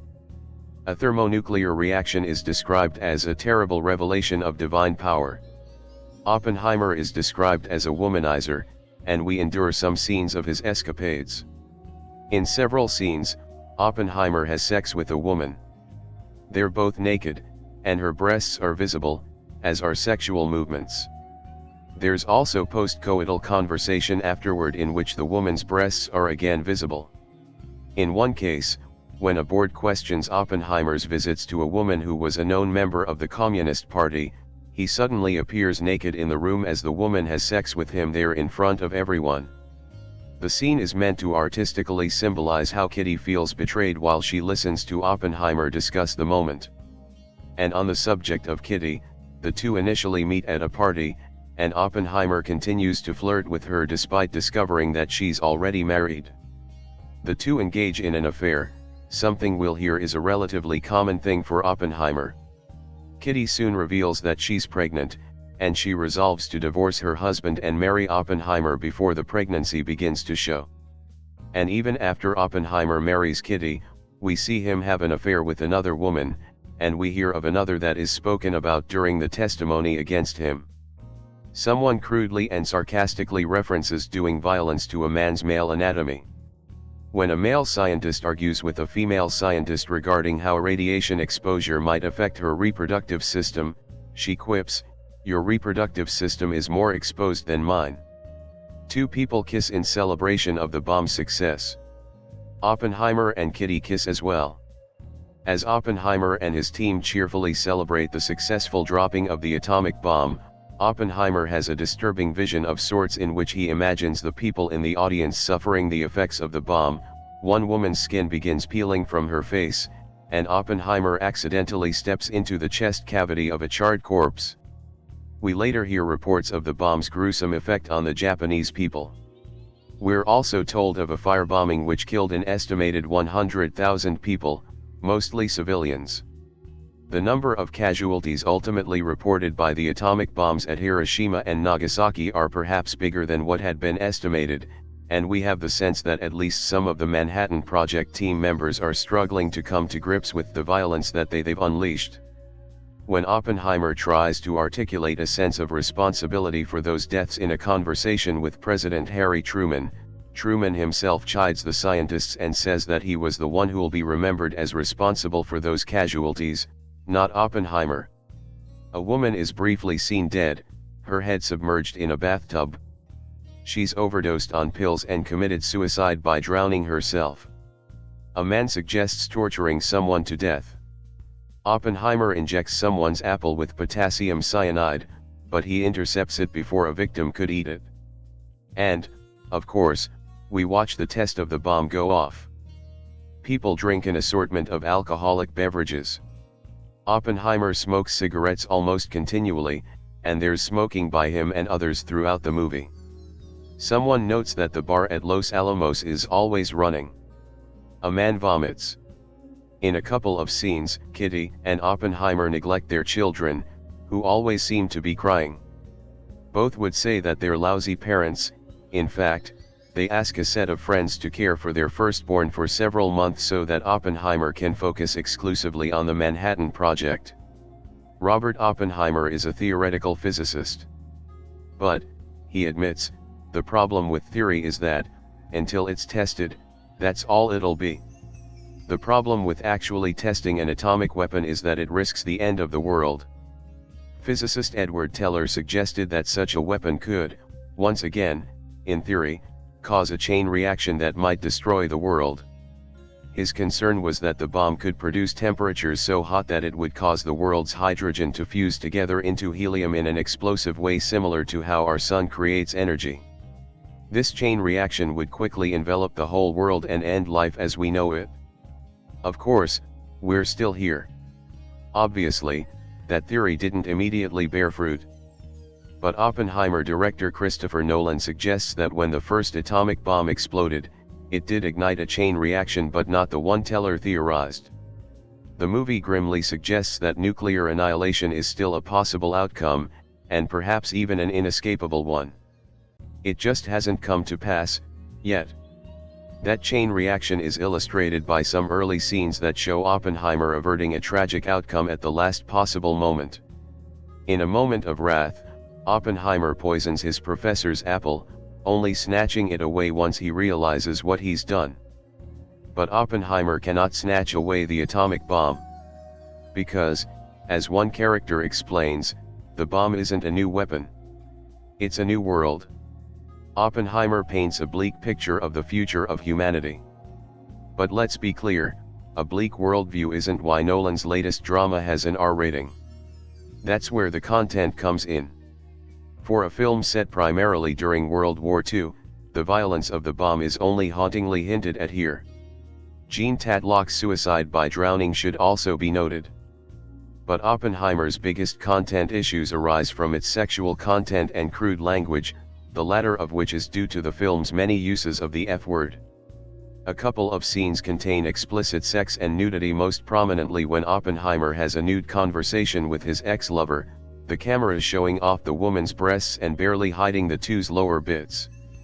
That's not to say that Oppenheimer doesn't provide some interesting and important perspective into a monumentous moment in American history.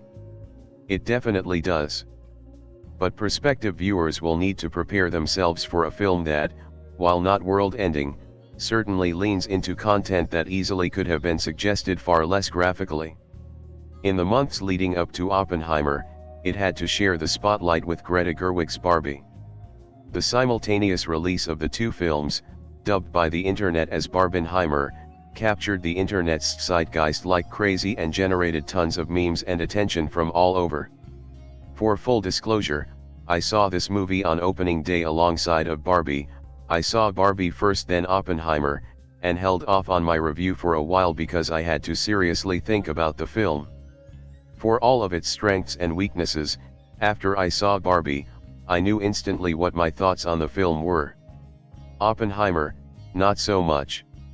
I had to mull over everything that happened over the film's 3 hours runtime. There was a lot to process, much more than the already surprisingly dense Barbie. And the result of all this contemplation? Praise as glowing as the light of the Trinity test.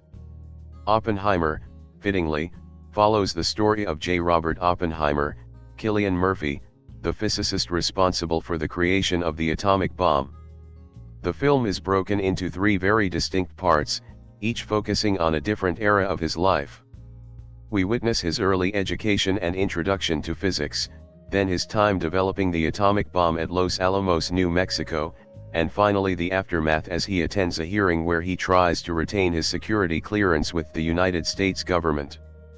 The film also has us follow Lewis Strauss, Robert Downey Jr., a candidate for President Eisenhower's cabinet, during a Senate hearing, who reflects on his time with Oppenheimer and the tenuous relationship the two men had. Oppenheimer is a movie that, at first, feels like it's moving at a breakneck pace.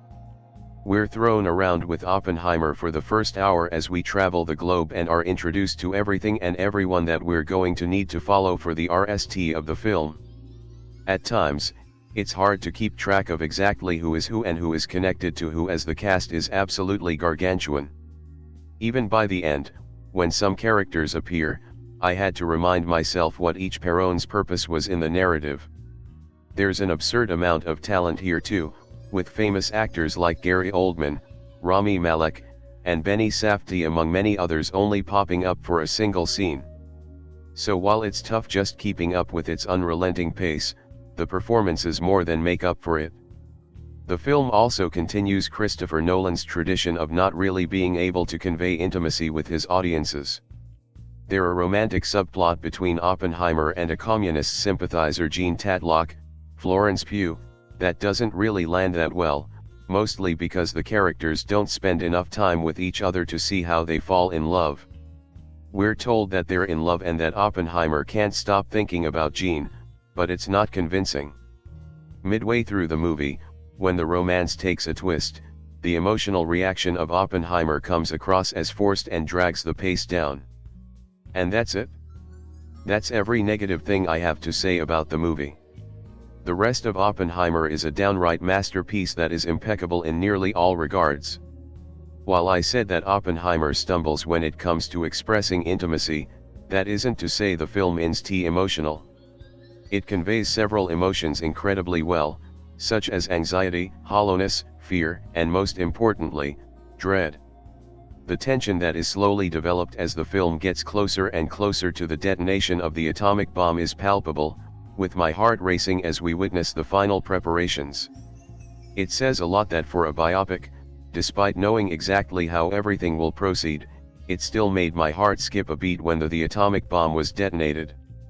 We've heard countless people tell Oppenheimer that there's a chance that after the explosion begins, it may never end and ignite the entire atmosphere, killing the entire human race, and I believed it could happen when the timer reached zero despite knowing otherwise. The overall message of the film is complex as well. We follow a young Oppenheimer as he thinks about the theoretical wonders and possibilities of nuclear fusion and the capabilities of the bomb. We become excited to see how it's going to be created and how will Oppenheimer and the rest of his team be able to successfully develop it. And when it finally goes off, some people may be excited at the sheer spectacle of the explosion. After all, I was one of those people. I was most interested in seeing how the explosion would be shot, and while the build-up to its detonation is chaotic, the actual effect is marvelous. It drives home just how impactful of a moment it was, not just within the context of the film, but for everything that Christopher Nolan has done up until this point. That single moment, that one individual scene, is probably the best thing that Nolan has ever shot from a technical perspective, and is going to be a moment that is almost certainly going to become an iconic moment in all of cinema. I was certainly impressed by it and was stunned into silence. It's what comes next that is compelling though. The test was successful, but now the rest of the film rephrases that one cataclysmic event as being not the end of the film, but the beginning of something even more dangerous and unnerving. Oppenheimer witnesses the potential of the bomb, and we see several of scientists horrified and sick and what they've done, with us slowly agreeing with Oppenheimer that the creation of the atomic bomb only propels humans into our own extinction. It's exemplified in the film's final scene, a scene that answers a lingering question from the very beginning of the film, and puts into perspective the ever-pervading doom that lingers over us, whether we're aware of it or not. It's an ending that actually made me think about our world beyond the screen, something that I haven't done since last year's Everything Everywhere All at Once. It's just all so well constructed. Even when the film hops around to three very different settings and time periods, it all feels cohesive. Nothing feels like it's out of place, and nothing can really be cut from it. Each minute of the film is used exactly as needed, and the cinematography is a marvel. The film commands your attention, and Nolan makes it look effortless as he draws your focus exactly where he wants it to go. The biggest praise I can give about the movie's length is that it doesn't seem like it's 3 hours long. I mean, it does allow us to stay with this wonderful cast and delicious atmosphere and mood for even longer, so I can hardly complain. Speaking of the cast, Cillian Murphy does a solid job at J. Robert Oppenheimer. While I still think that his emotional range is somewhat limited by Nolan, he's a great leading man and fully embodies the character. His mannerisms and speech are all distinct, and the cinematography aids us in letting us into his inner thoughts. One of my favorite little touches that Nolan does for Cillian is after he witnesses the Trinity test. For the rest of the film, shots of Cillian are blurry and out of focus, which says more about his state of being than any bit of dialogue could. That mindset culminates in a propaganda-esque speech that really sells the disconnect between reality of the world as he sees it and the American jingoism on display by the government and the public. But the one who really steals the show is Robert Downey Jr.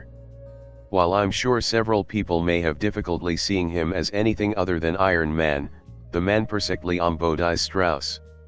Unlike Oppenheimer, we're kept at a distance from Strauss as he reflects on Oppenheimer both publicly and privately.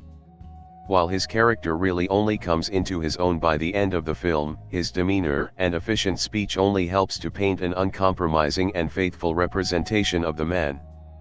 It's not surprising in the slightest that Robert Downey Jr. is probably the front runner for Best Supporting Actor, meaning that we're going to have to reenact Barbenheimer all over again at the Academy Awards when Robert Downey Jr. and Ryan Gosling fight for the gold. The whole perceived rivalry between Barbie and Oppenheimer is nonsense at the end of the day because both movies are excellent. This past weekend was one of the best weekends for the box office in years, and both films are garnering praise left and right, including from us. But in a battle between the two films, while Barbie may be the undisputed winner of the box office, Oppenheimer is the better film. It just is. I had my doubts, especially given Nolan's recent track record with films like Tenet, Interstellar, and The Dark Knight Rises, but Nolan knocked it out of the park.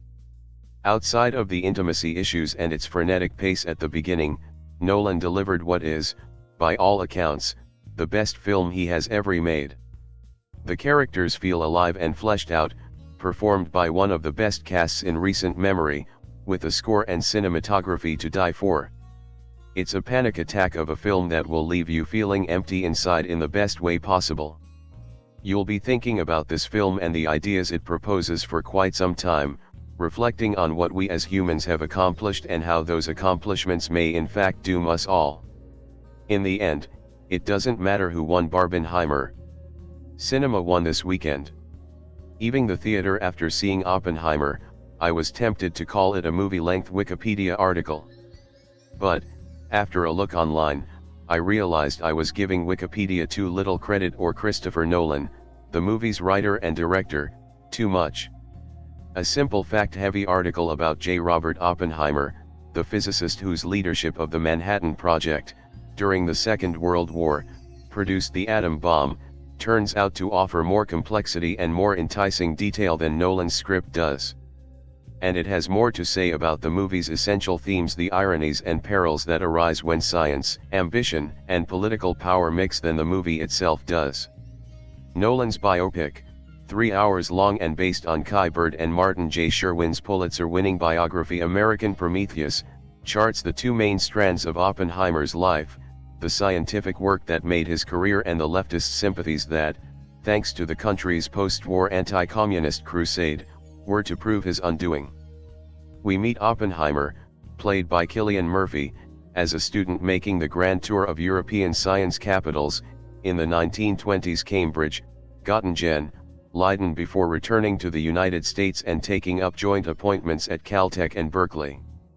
At Berkeley, he becomes a union organizer and donates to the anti-fascist cause in the Spanish Civil War. The money is conveyed via a communist-affiliated group.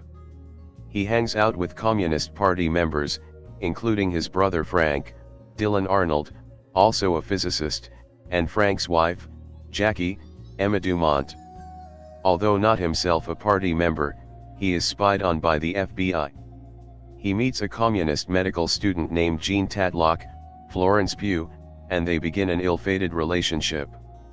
In 1942, General Leslie Groves, Matt Damon, who is in charge of the Army's effort to develop a nuclear bomb, taps Oppenheimer to oversee the program. Political suspicion clouds Oppenheimer's name, but Groves vouches for him. Now Oppenheimer's scientific life and his political one collide. He proves himself a master not only of the scientific aspects of his assignment but also of its administrative and political dimensions. But, once the Red Scare takes hold, his eminence, his proximity to known communists, and his post-war efforts to prevent a nuclear arms race make him an easy target. He was stripped of his security clearance in 1954. The movie is structured as a sort of mosaic. Deftly edited by Jennifer Lame, it intercuts the various periods of Oppenheimer's life: rise, struggle, fall, aftermath, continually connecting the early leftism and later pacifism with the tribulations during the McCarthy era. It's natural to figure that such a fractured chronology would have a destabilizing effect. Nolan directed Memento, after all, but, in fact, the temporal scheme makes Oppenheimer less complex rather than more. The insistence on correlation means that events get reduced to their function within a larger morality tale. Nolan cuts his scenes to fit together like a jigsaw puzzle, and details that don't fit, contradictions, subtleties, even little random peculiarities get left out, and, with them, the feeling of experience, whether the protagonists or the viewers. What remains is a movie to be solved rather than lived. The crux of Oppenheimer is, of course, the tension between the abstractions of physics and the brutal exigencies of war, between the freewheeling researcher and the project manager pursuing worldly goals, between the man of principle and the man whose work is directly responsible for the loss of hundreds of thousands of Japanese lives. Oppenheimer, who is Jewish as well as a leftist, fervently devotes himself to the creation of an atomic bomb because he knows that Nazi Germany is far ahead in developing one, and he assumes that Hitler won't hesitate to use it. Once Germany surrenders in May 1945, he gets a shock. Work on the bomb not only continues but accelerates. This mission drift poses a moral crisis for Oppenheimer that determines the course of the rest of the film, and of his life. It becomes clear that joining the Manhattan Project has left him tragically compromised, committed to creating a weapon of unparalleled destructiveness while having no say in how it will be used. Then again, the film is so intent on making Oppenheimer an icon of conflicted conscience that it pays little attention to his character overall. He was a renowned aesthete with a bearing so charismatic that his students would try to emulate it, but we get little more than a couple of artsy name drops to suggest that he has any cultural life at all. The overweening ambition that Grove saw in Oppenheimer is never in evidence, nor is there any mention of his chilling readiness to go along with a plan, one that was never put into action, to poison German food supplies with radioactive strontium. There's no glimpse of the ailing Oppenheimer, who was suffering from tuberculosis and joint pain even while running Los Alamos. It doesn't help that Murphy portrays Oppenheimer as wraith-like and haunted, a cipher, a black hole of experience who bears his burdens blankly as he's buffeted by his circumstances but gives off no energy of his own. The performance, no less than the script, reduces the protagonist to an abstraction created to be analyzed. Oppenheimer reveals itself to be, in essence, a History Channel movie. Detached from the rich particulars of personality and thought, the moral dilemmas and historical stakes that Oppenheimer faces are reduced to an interconnected set of trolley problems with the historical context flattened to green screen backgrounds. This moral reckoning is oddly underplayed in the dramatic action of the film, largely because of one specific aesthetic conceit of Nolan's. After the bombing of Hiroshima, Oppenheimer is brought to speak to a raucously triumphal assembly of Los Alamos employees. His speech betrays no misgivings, but, while he's at the podium, Nolan shows what Oppenheimer imagines: overwhelming flashes of destruction, conflagrations that burn his audience to cinders. Representing conscience in this way, wordlessly, enables Nolan to fill the screen with visual fizz, but it doesn't convey the presence, the inner experience, of a true moral reckoning.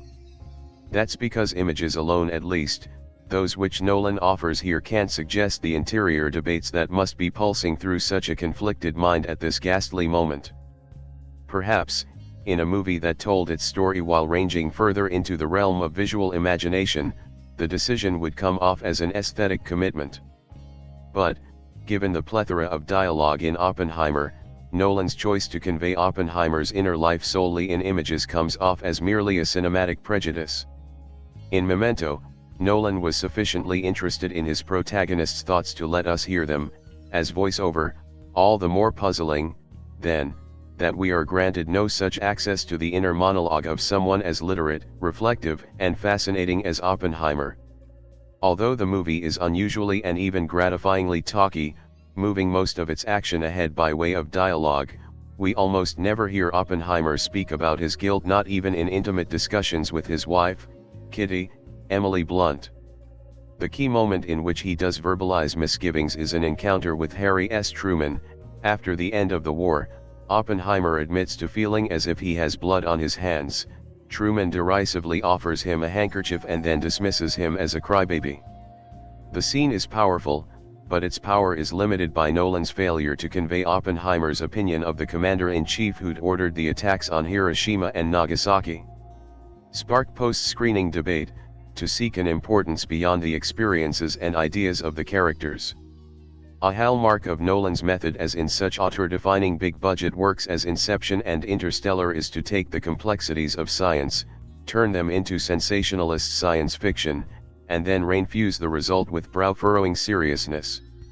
The last step is often achieved by means of chronological or visual intricacies that render objectivity as deep subjective strangeness.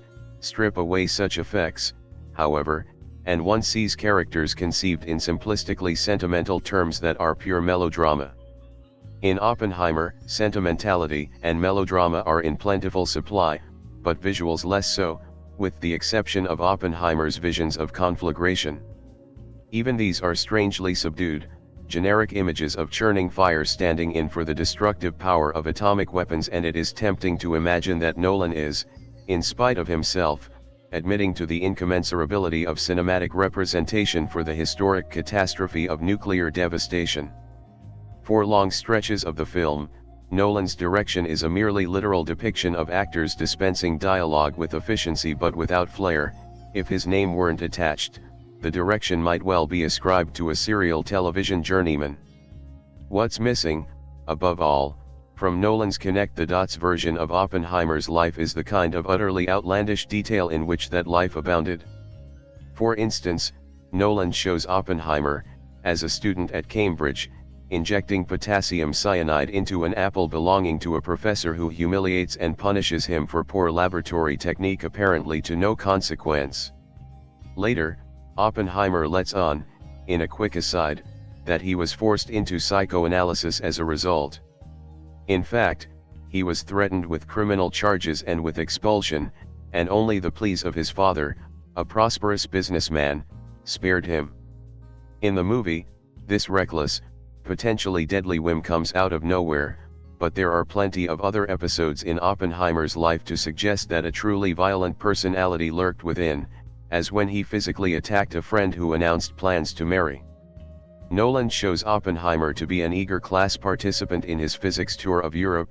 In fact, he was an obnoxiously aggressive one, whose fellow students signed a petition demanding that the professor silence him.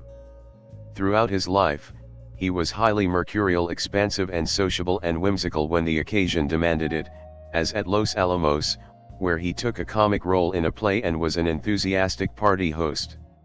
It wouldn't have taken a 6-hour miniseries to show Oppenheimer from more angles and do justice to his range of character. The movie is as sluggish as if Nolan were underlining the script's most salient passages on screen, and, with a more vigorous pace, it could have amplified the script without adding a minute of screen time. As it is, the paucity of teaming, loose-ended details is rendered all the more dismaying by contrast with the movie's finest touches, particularly one involving Oppenheimer's brief meeting with the elderly Albert Einstein, Tom Conti. Oppenheimer has come to head up the Institute for Advanced Study, in Princeton, New Jersey, where Einstein has been seemingly put out to pasture, and the pair discuss guilt and fame, faded glory, and the passing of time. In terms of the film's plot, the scene is insignificant, but the lightning flash of worldly wisdom it offers is exactly what most of the movie fails to give us. Unfortunately, Nolan parsimoniously withholds it to the end, like a banknote that, thanks to the inflation of the rest of the movie, has lost most of its value by the time it's used. Oppenheimer sacrifices much of its dramatic force to the importance of its subject, and to Nolan's pride at having tackled it, which is to say, to his own self-importance. In a year that is showering us with cinematic treats such as the latest Mission Impossible movie, a new Martin Scorsese epic, and the second chapter in Denis Villeneuve's Dune, just to name a few, no movie has had me more excited than Christopher Nolan's Oppenheimer. This historical thriller is based on the 2005 biography American Prometheus, the triumph and tragedy of J. Robert Oppenheimer, which in normal hands could have been your prototypical biopic. But this is Christopher Nolan, and there's nothing prototypical about his work. Oppenheimer is Nolan's 12th feature film, and I can honestly say I've been a big fan of all 11 movies that preceded it. Even more, and at the risk of coming across as an acolyte, his last 6 movies each ended up being my favorite film of their individual years. I know how suspect that sounds. But simply put, Nolan makes movies that wow me, captivate me, and in their own ways enhance my appreciation for the art form. To no surprise, Nolan has done it again with Oppenheimer. Sporting an incredible vision and one of the most fascinating casts in recent history, Nolan delivers what is a staggering cinematic achievement. With extraordinary craft, masterful pacing, and a truly exquisite management of tone, Nolan tells the true story of J. Robert Oppenheimer, one of most consequential figures in world history. A theoretical physicist credited as the father of the atomic bomb, Oppenheimer was a brilliant but flawed man. Nolan captures all of his complexity and contradictions in this dense and layered study that plays on a massive scale. Riveting from start to finish, Oppenheimer examines its titular personality by placing us inside the head of a man looking beyond the world he lives in until that very world consumes him. We watch as he is lured in by scientific innovation and the prospect of saving the world. And later we see him crumbling under the enormous weight of what he has created, torn by ethical conundrums that are only matched by the guilt of his own personal moral failings. Oppenheimer is anchored by what might be the best screenplay of Nolan's career and easily the best screenplay of the year so far. The movie is 3 hours long and dialogue heavy, yet there's never a dull moment. You won't find a wasted scene or a throwaway line. Nolan is always going somewhere and strategically moving his story and the characters who inhabit it forward. It's a textbook case of a movie earning every second of its running time. Cillian Murphy has never been better and gives a stunning three-dimensional performance, portraying Oppenheimer at various stages in his life with spellbinding commitment. We first meet him in his early days studying at the University of Cambridge and then later at the University of Göttingen. We watch as he goes home to America determined to bring quantum physics to the States. He begins teaching at Berkeley where he meets nuclear physicist Ernest Lawrence, a terrific Josh Hartnett. Outside of science and academics, Oppenheimer has an on and off romance with Jean Tatlock, Florence Pugh, more on her in a bit, a psychiatrist and member of the Communist Party USA. Their relationship comes back to haunt him in more ways than one. Later he weds biologist Catherine Kitty Pinning, Emily Blunt, and they have 2 children together. But we see their marriage has its own share of self-inflicted challenges. And of course Nolan takes us through Oppenheimer's involvement with the Manhattan Project and the development of the atomic bomb in the remote makeshift town of Los Alamos, New Mexico. There, under the direction of General Leslie Groves, Matt Damon, Oppenheimer assembles a crack team of scientists to build the government a weapon that can end World War II. Oppenheimer hides from the inevitable consequences of such a weapon by dwelling on the alternative. He doesn't know if America can be trusted with a bomb. But he does know that the Nazis can't. So he pushes forward, intent on beating Germany to the bomb while slowly coming to realize what it is they're unleashing. As Nolan's intricate story unfolds, we're given flash-forwards that shine a light on Oppenheimer's tense relationship with Atomic Energy Commission Chairman Lewis Strauss, a sublime and awards-worthy Robert Downey Jr. These absorbing sequences follow Strauss as he's set to be confirmed for United States Secretary of Commerce. But they're shrewdly interlaced with scenes showing Oppenheimer's 1954 security hearing where he faced trumped-up charges that he was a Soviet agent. Watching these 2 threads tie together is nothing short of captivating. Nolan's lone miscalculation comes with his handling of Florence Pugh's Jean Tatlock. She's certainly a meaningful character, especially in how the filmmaker envisions her impact on Oppenheimer's life. But Nolan's needlessly explicit portrayal does little more than ensure an R rating. You can count Jean's scenes on one hand, but Nolan's unfortunate emphasis leaves Jean, and Pugh, feeling terribly shortchanged. Aside from that, it's hard to do anything but praise this monumental cinematic work. The phenomenal performances top to bottom. The incredible visuals from D.P. Hoyt van Hoytema. Ludwig Göransson's beguiling score. Nolan's impeccable precision and control. It's all seamlessly bound together in a movie of both historical importance and present-day urgency.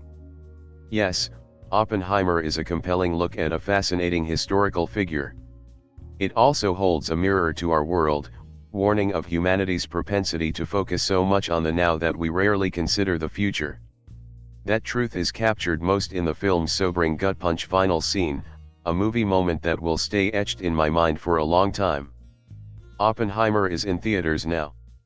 The name Oppenheimer has become mostly associated with the atomic bomb, as the famous physicist J. Robert Oppenheimer is almost entirely known today as the leader of the Manhattan Project. Those who are familiar with his name can probably tell you he is famous for the quote, "I am become death, the destroyer of worlds," and see him as a figure defined by hubris and scientific arrogance. He is the epitome of what modern Christians would call scientism, a practice of dangerously reducing all aspects of life down to a science without regard to morality or wisdom, topics that C.S. Lewis prominently discusses in his books Abolition of Man and That Hideous Strength.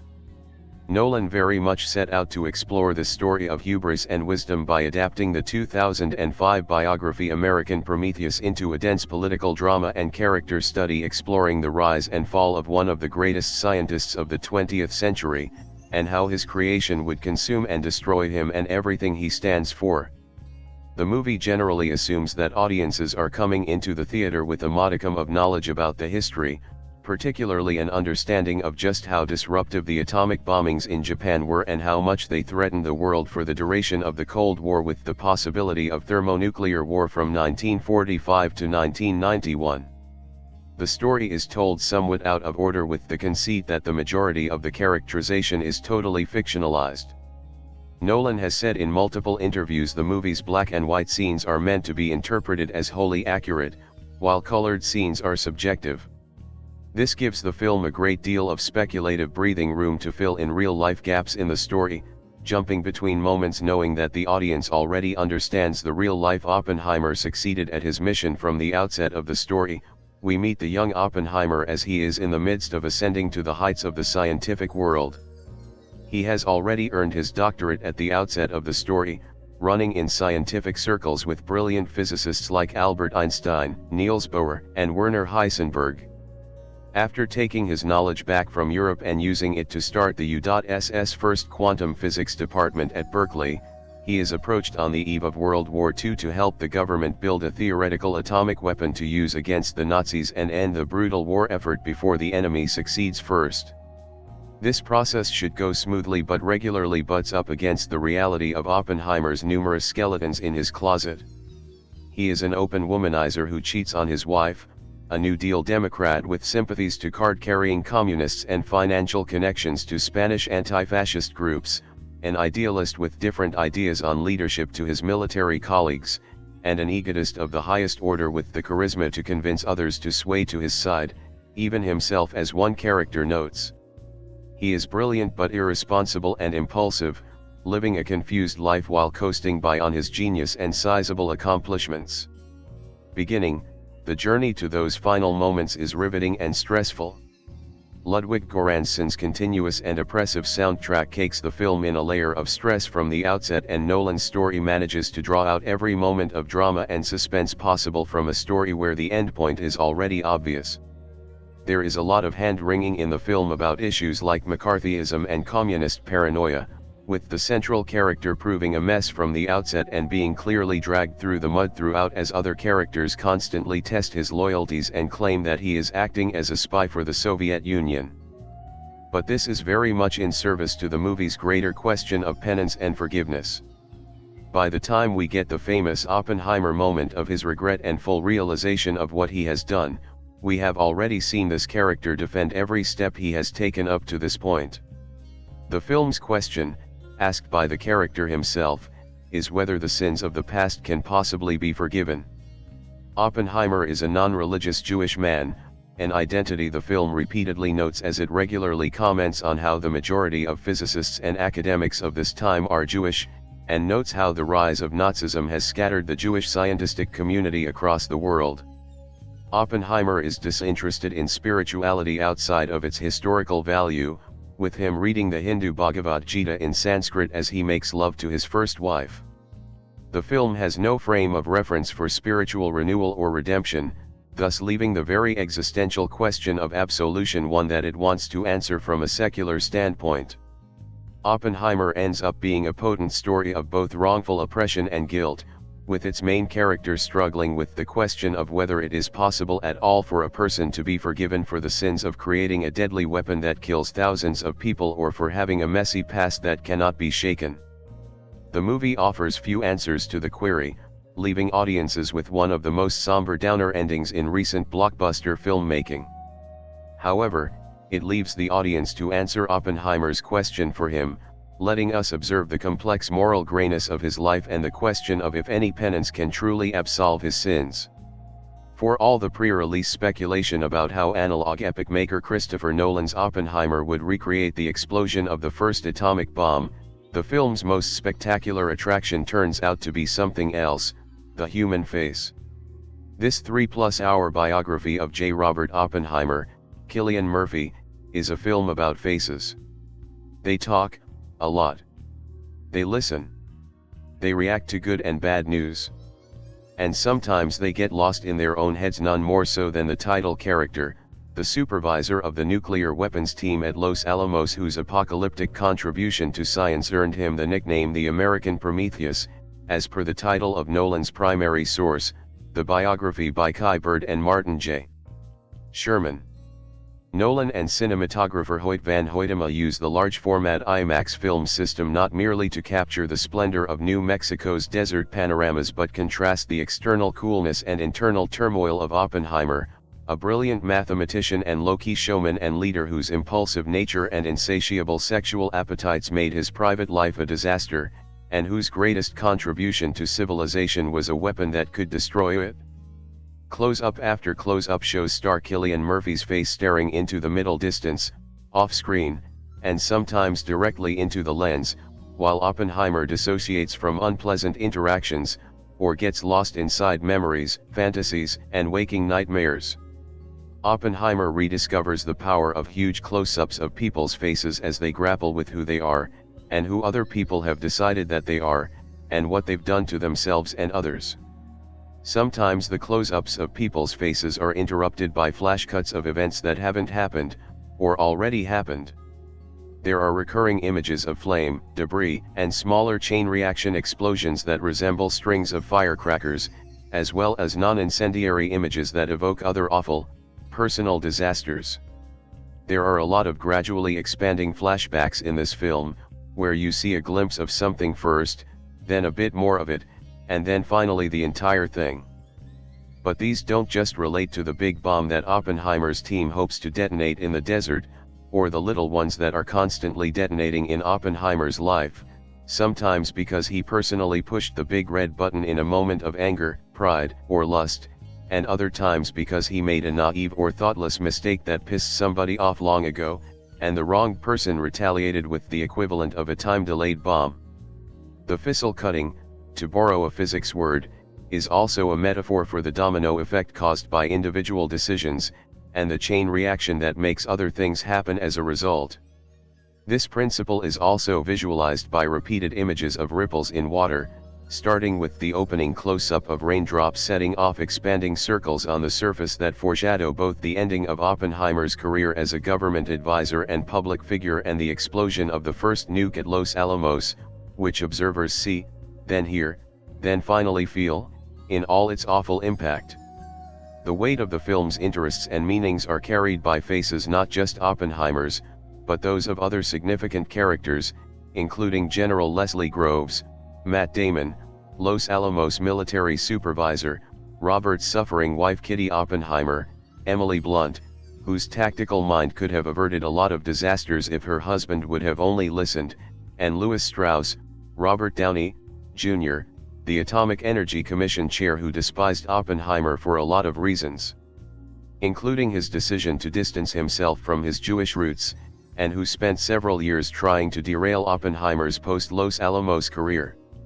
The latter constitutes its own adjacent full-length story about pettiness, mediocrity, and jealousy. Strauss is Salieri to Oppenheimer's Mozart, regularly and often pathetically reminding others that he studied physics, too, back in the day, and that he's a good person, unlike Oppenheimer the adulterer and communist sympathizer. This film asserts that Strauss leaked the FBI file on his progressive and communist associations to a third party who then wrote to the Bureau's director, J. Edgar Hoover. The film speaks quite often of one of the principles of quantum physics, which holds that observing quantum phenomena by a detector or an instrument can change the results of this experiment. The editing illustrates it by constantly reframing our perception of an event to change its meaning, and the script does it by adding new information that undermines, contradicts, or expands our sense of why a character did something, or whether they even knew why they did it. That, I believe, is really what Oppenheimer is about, much more so than the atom bomb itself, or even its impact on the war and the Japanese civilian population, which is talked about but never shown. The film does show what the atom bomb does to human flesh, but it's not recreations of the actual attacks on Japan. The agonized Oppenheimer imagines Americans going through it. This filmmaking decision is likely to antagonize both viewers who wanted a more direct reckoning with the destruction of Hiroshima and Nagasaki, and those who have bought into the arguments advanced by Strauss and others that the bombs had to be dropped because Japan never would have surrendered otherwise. The movie doesn't indicate whether it thinks that interpretation is true or if it sides more with Oppenheimer and others who insisted that Japan was on its knees by that point in World War II and would have eventually given up without atomic attacks that killed hundreds of thousands of civilians. No, this is a film that permits itself the freedoms and indulgences of novelists, poets, and opera composers. It does what we expect it to do: dramatize the life of Oppenheimer and other historically significant people in his orbit in an aesthetically daring way, while also letting all of the characters and all of the events be used metaphorically and symbolically as well, so that they become pointillistic elements in a much larger canvas that's about the mysteries of the human personality and the unforeseen impact of decisions made by individuals and societies. This is another striking thing about Oppenheimer. It's not entirely about Oppenheimer, even though Murphy's baleful face and haunting yet opaque eyes dominate the movie. It's also about the effect of Oppenheimer's personality and decisions on other people, from the other strong-willed members of his atom bomb development team, including Benny Safdie's Edwin Teller, who wanted to skip ahead to create the much more powerful hydrogen bomb, and eventually did, to the beleaguered Kitty, Oppenheimer's mistress Jean Tadlock, Florence Pugh, who has some of Gloria Graham's self-immolating smolder, General Groves, who likes Oppenheimer in spite of his arrogance but isn't going to side with him over the United States government, and even Harry Truman, the US president who ordered the atom bomb dropped on Hiroshima and Nagasaki, played in a marvelous cameo by Gary Oldman, and who derides Oppenheimer as a naive and narcissistic crybaby who sees history mainly in terms of his own feelings. Jennifer Lamey's editing is prismatic and relentless, often in a faintly Terrence Malick-y way, skipping between 3 or more time periods within seconds. It's wedded to virtually non-stop music by Ludwig Göransson that fuses with the equally relentless dialogue and monologues to create an odd but distinctive sort of scientifically expository aria that's probably what it would feel like to read American Prometheus while listening to a playlist of Philip Glass film scores. Nonlinear movies like this one do a better job of capturing the pinball machine motions of human consciousness than linear movies do, and they also capture what it's like to read a third-person omniscient book, or a biography that permits itself to imagine what its subjects might have been thinking or feeling. It also paradoxically captures the mental process of reading a text and responding to it emotionally and viscerally as well as intellectually. The mind stays anchored to the text. But it also jumps outside of it, connecting the text to other texts, to external knowledge, and to one's own experience and imaginings. This review hasn't delved into the plot of the film or the real-world history that inspired it, not because it isn't important, of course it is, but because, as is always the case with Nolan, the main attraction is not the tale but the telling. Nolan has been derided as less a dramatist than half showman, half mathematician, making bombastic, overcomplicated blockbusters that are as much puzzles as stories. But whether that characterization was true, and I'm increasingly convinced it never entirely was, it seems beside the point when you see how thoughtfully and rewardingly it's been applied to a biography of a real person. Oppenheimer could retrospectively seem like a turning point in the director's filmography, when he takes all of the stylistic and technical practices that he'd been honing for the previous 20 years in intellectualized pulp blockbusters and turns them inward. The movie is an academic psychedelic biography in the vein of those 1990s Oliver Stone films that were edited within an inch of their lives. At times it's as if the park bench scene in JFK had been expanded to 3 hours. There's also a strain of pitch-black humor, in a Stanley Kubrick mode, as when top government officials meet to go over a list of possible Japanese cities to bomb, and the man reading the list says that he just made an executive decision to delete Kyoto from it because he and his wife honeymooned there. The Kubrick connection is cemented further by the presence of Full Metal Jacket star Matthew Modine, who co-stars as American engineer and inventor Vannevar Bush. It's an example of top-of-the-line, studio-produced popular art with a dash of swagger, variously evoking Michael Mann's The Insider, late-period Terrence Malick, non-linearly edited art cinema touchstones like Hiroshima Mon Amour, The Pawnbroker, All That Jazz and Picnic at Hanging Rock, and, inevitably, Citizen Kane. There's even a rosebud-like mystery surrounding what Oppenheimer and his hero Albert Einstein, played by Tom Conti, talked about on the banks of a Princeton pond. Most of the performances have a bit of an old movie feeling, with the actors snapping off their lines and not moving their faces as much as they would in a more modern story. A lot of the dialogue is delivered quickly, producing a screwball comedy energy. This comes through most strongly in the arguments between Robert and Kitty about his sexual indiscretions and refusal to listen to her mostly superb advice, the more abstract debates about power and responsibility between Robert and General Groves, and the scenes between Strauss and a Senate aide, Alden Ehrenreich, who is advising him as he testifies before a committee that he hopes will approve him to serve in President Dwight Eisenhower's cabinet.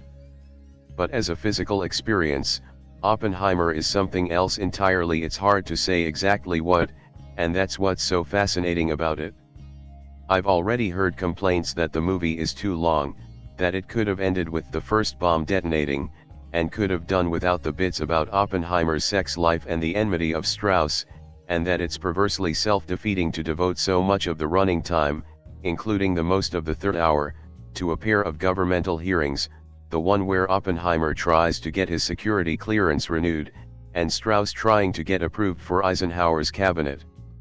But the film's furiously entropic tendencies complement the theoretical discussions of the hows and whys of the individual and collective personality.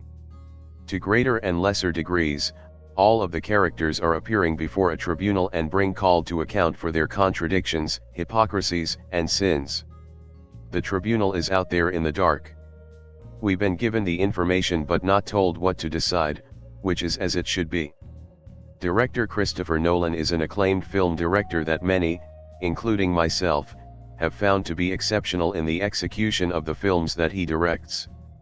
While he's been around for quite some time, developing several short films, both released/unreleased, several first noticed Nolan's work as a director in his sophomore film Memento.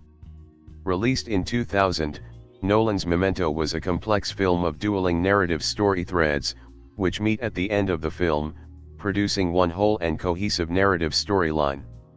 Even if you didn't have Memento on your movie radar or even his third time Insomnia in 2003, many, and I do mean many, recognized Nolan's directorial work after successful taking the DC superhero Cape Crusader, i.e. Batman, and created the celebrated Dark Knight trilogy, Batman Begins, The Dark Knight, and The Dark Knight Rises.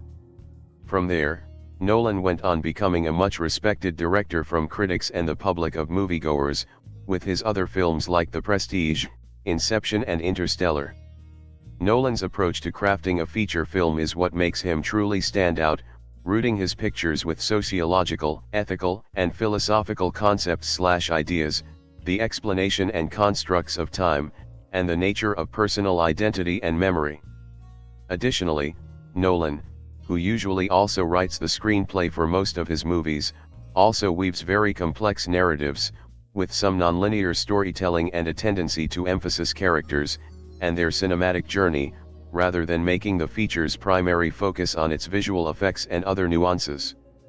Such was the case with his latest 2017 film Dunkirk, which branched out into the realm of World War II, but imbuing the feature with Nolan's cinematic flourishes, while 2021's Tenet continued to explore the director's concept of time, the flow of it and inverted passage of time, in the realm of a sci-fi action thriller. Now, 2 years after the release of Tenet, director Christopher Nolan and Universal Pictures prepare for another release, an explosive biopic drama in the release of Oppenheimer, a film to examine the life of J. Robert Oppenheimer and his work on the atomic bomb. Does this movie give a stirring and cinematic insight in the father of the atom bomb, or is it bloated endeavor that explodes underneath the weight of inherent hype and anticipation? J.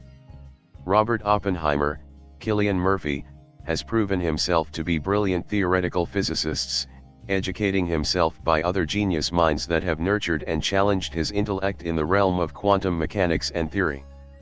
After expecting a teaching job in Berkeley, Oppenheimer finds himself receiving an unlike invitation to be a part of the American war machine effort, tasked by General Leslie Groves, Matt Damon, to development of an atomic bomb as World War began to take shape in early 1940s.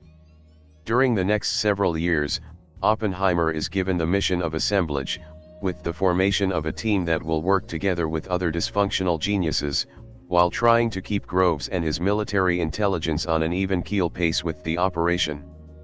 While Oppenheimer found a match in his wife, Kitty, Emily, and maintained a rocky lover affair in Jean, Florence Pugh, the physicist's focus remains primarily on the organization of the Trinity SID, taking scientists and military personnel to New Mexico to build an atomic bomb.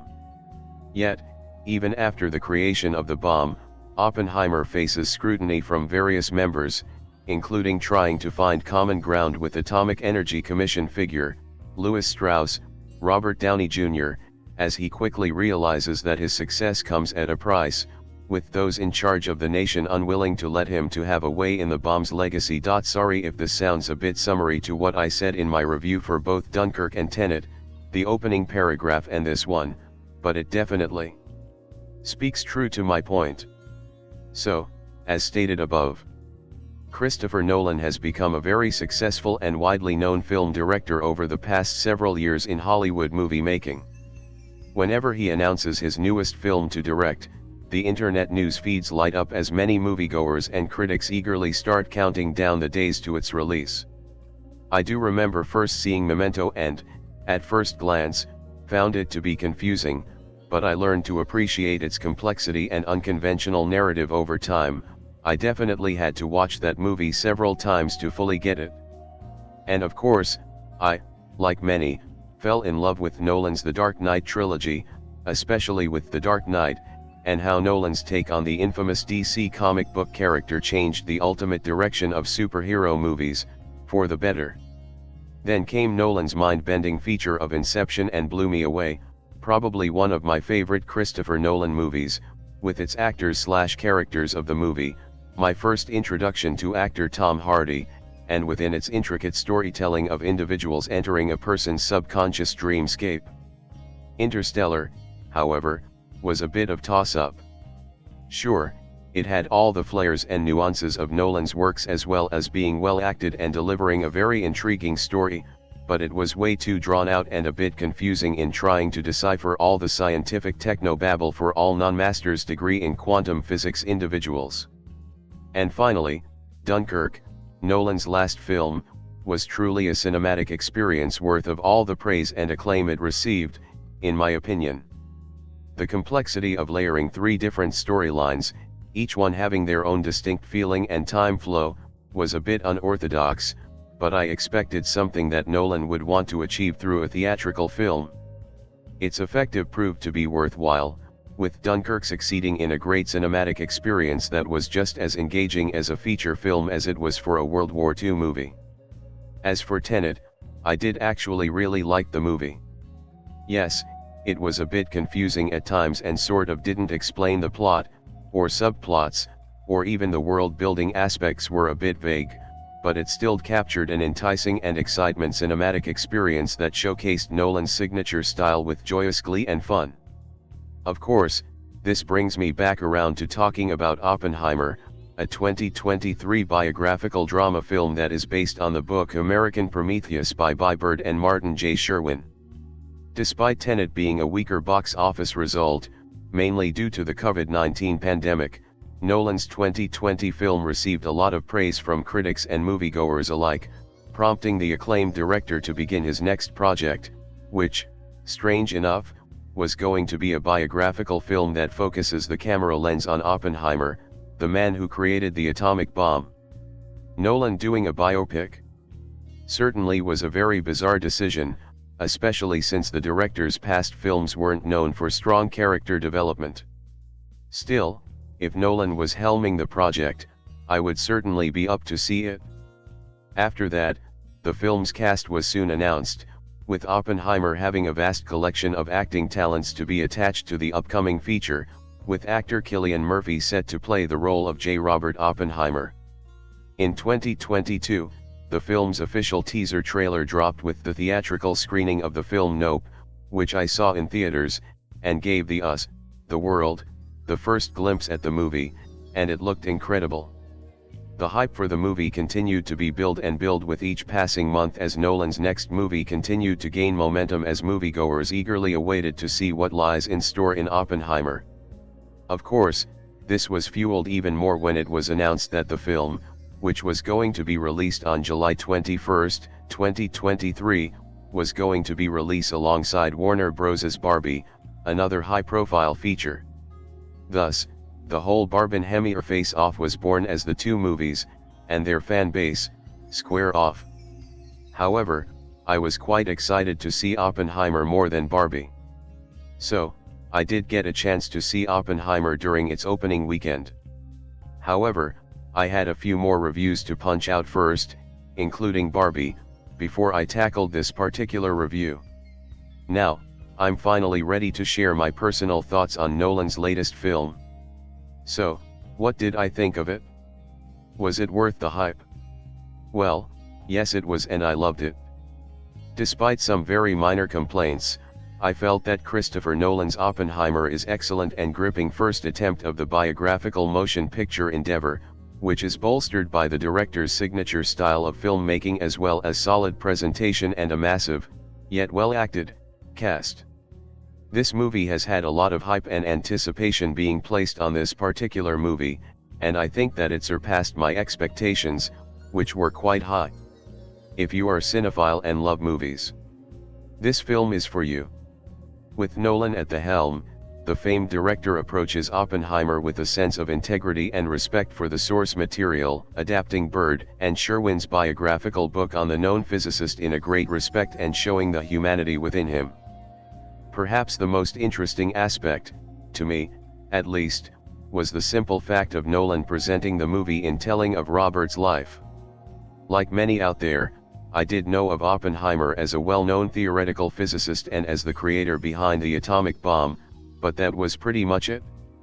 So, seeing his life being told and examined in the feature was definitely a cinematic treat to watch as events unfolded by further exploring his life in both in the public limelight and behind closed doors.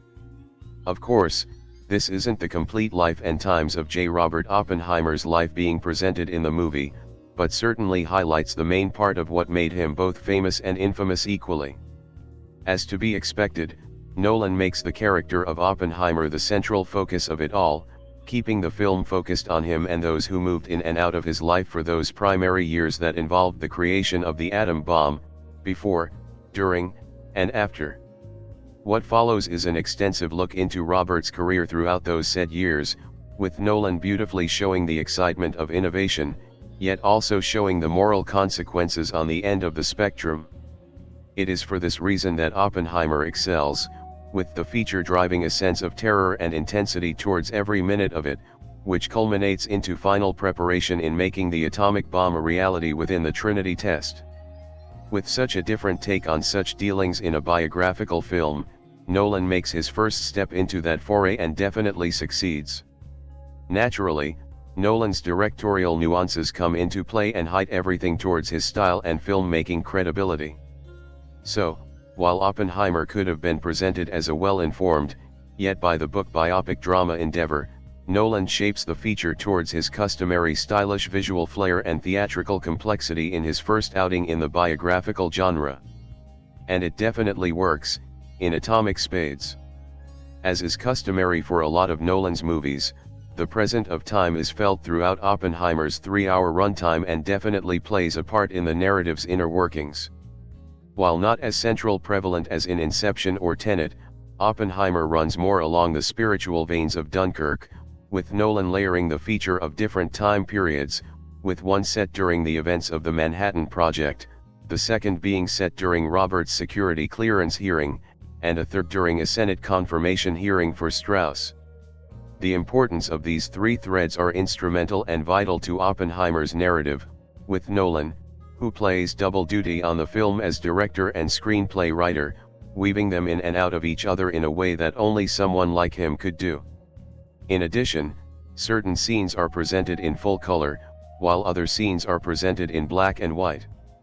It is a bit jarring at first and does take a little bit of getting used to it, but the payoff for it works in the feature's favor, with Nolan generating a very multi-layered picture that speaks towards his concepts of time style as well as interlacing story threads together for a full realized tale of scientific discovery, questioning aftermath decisions, and jealously betrayal.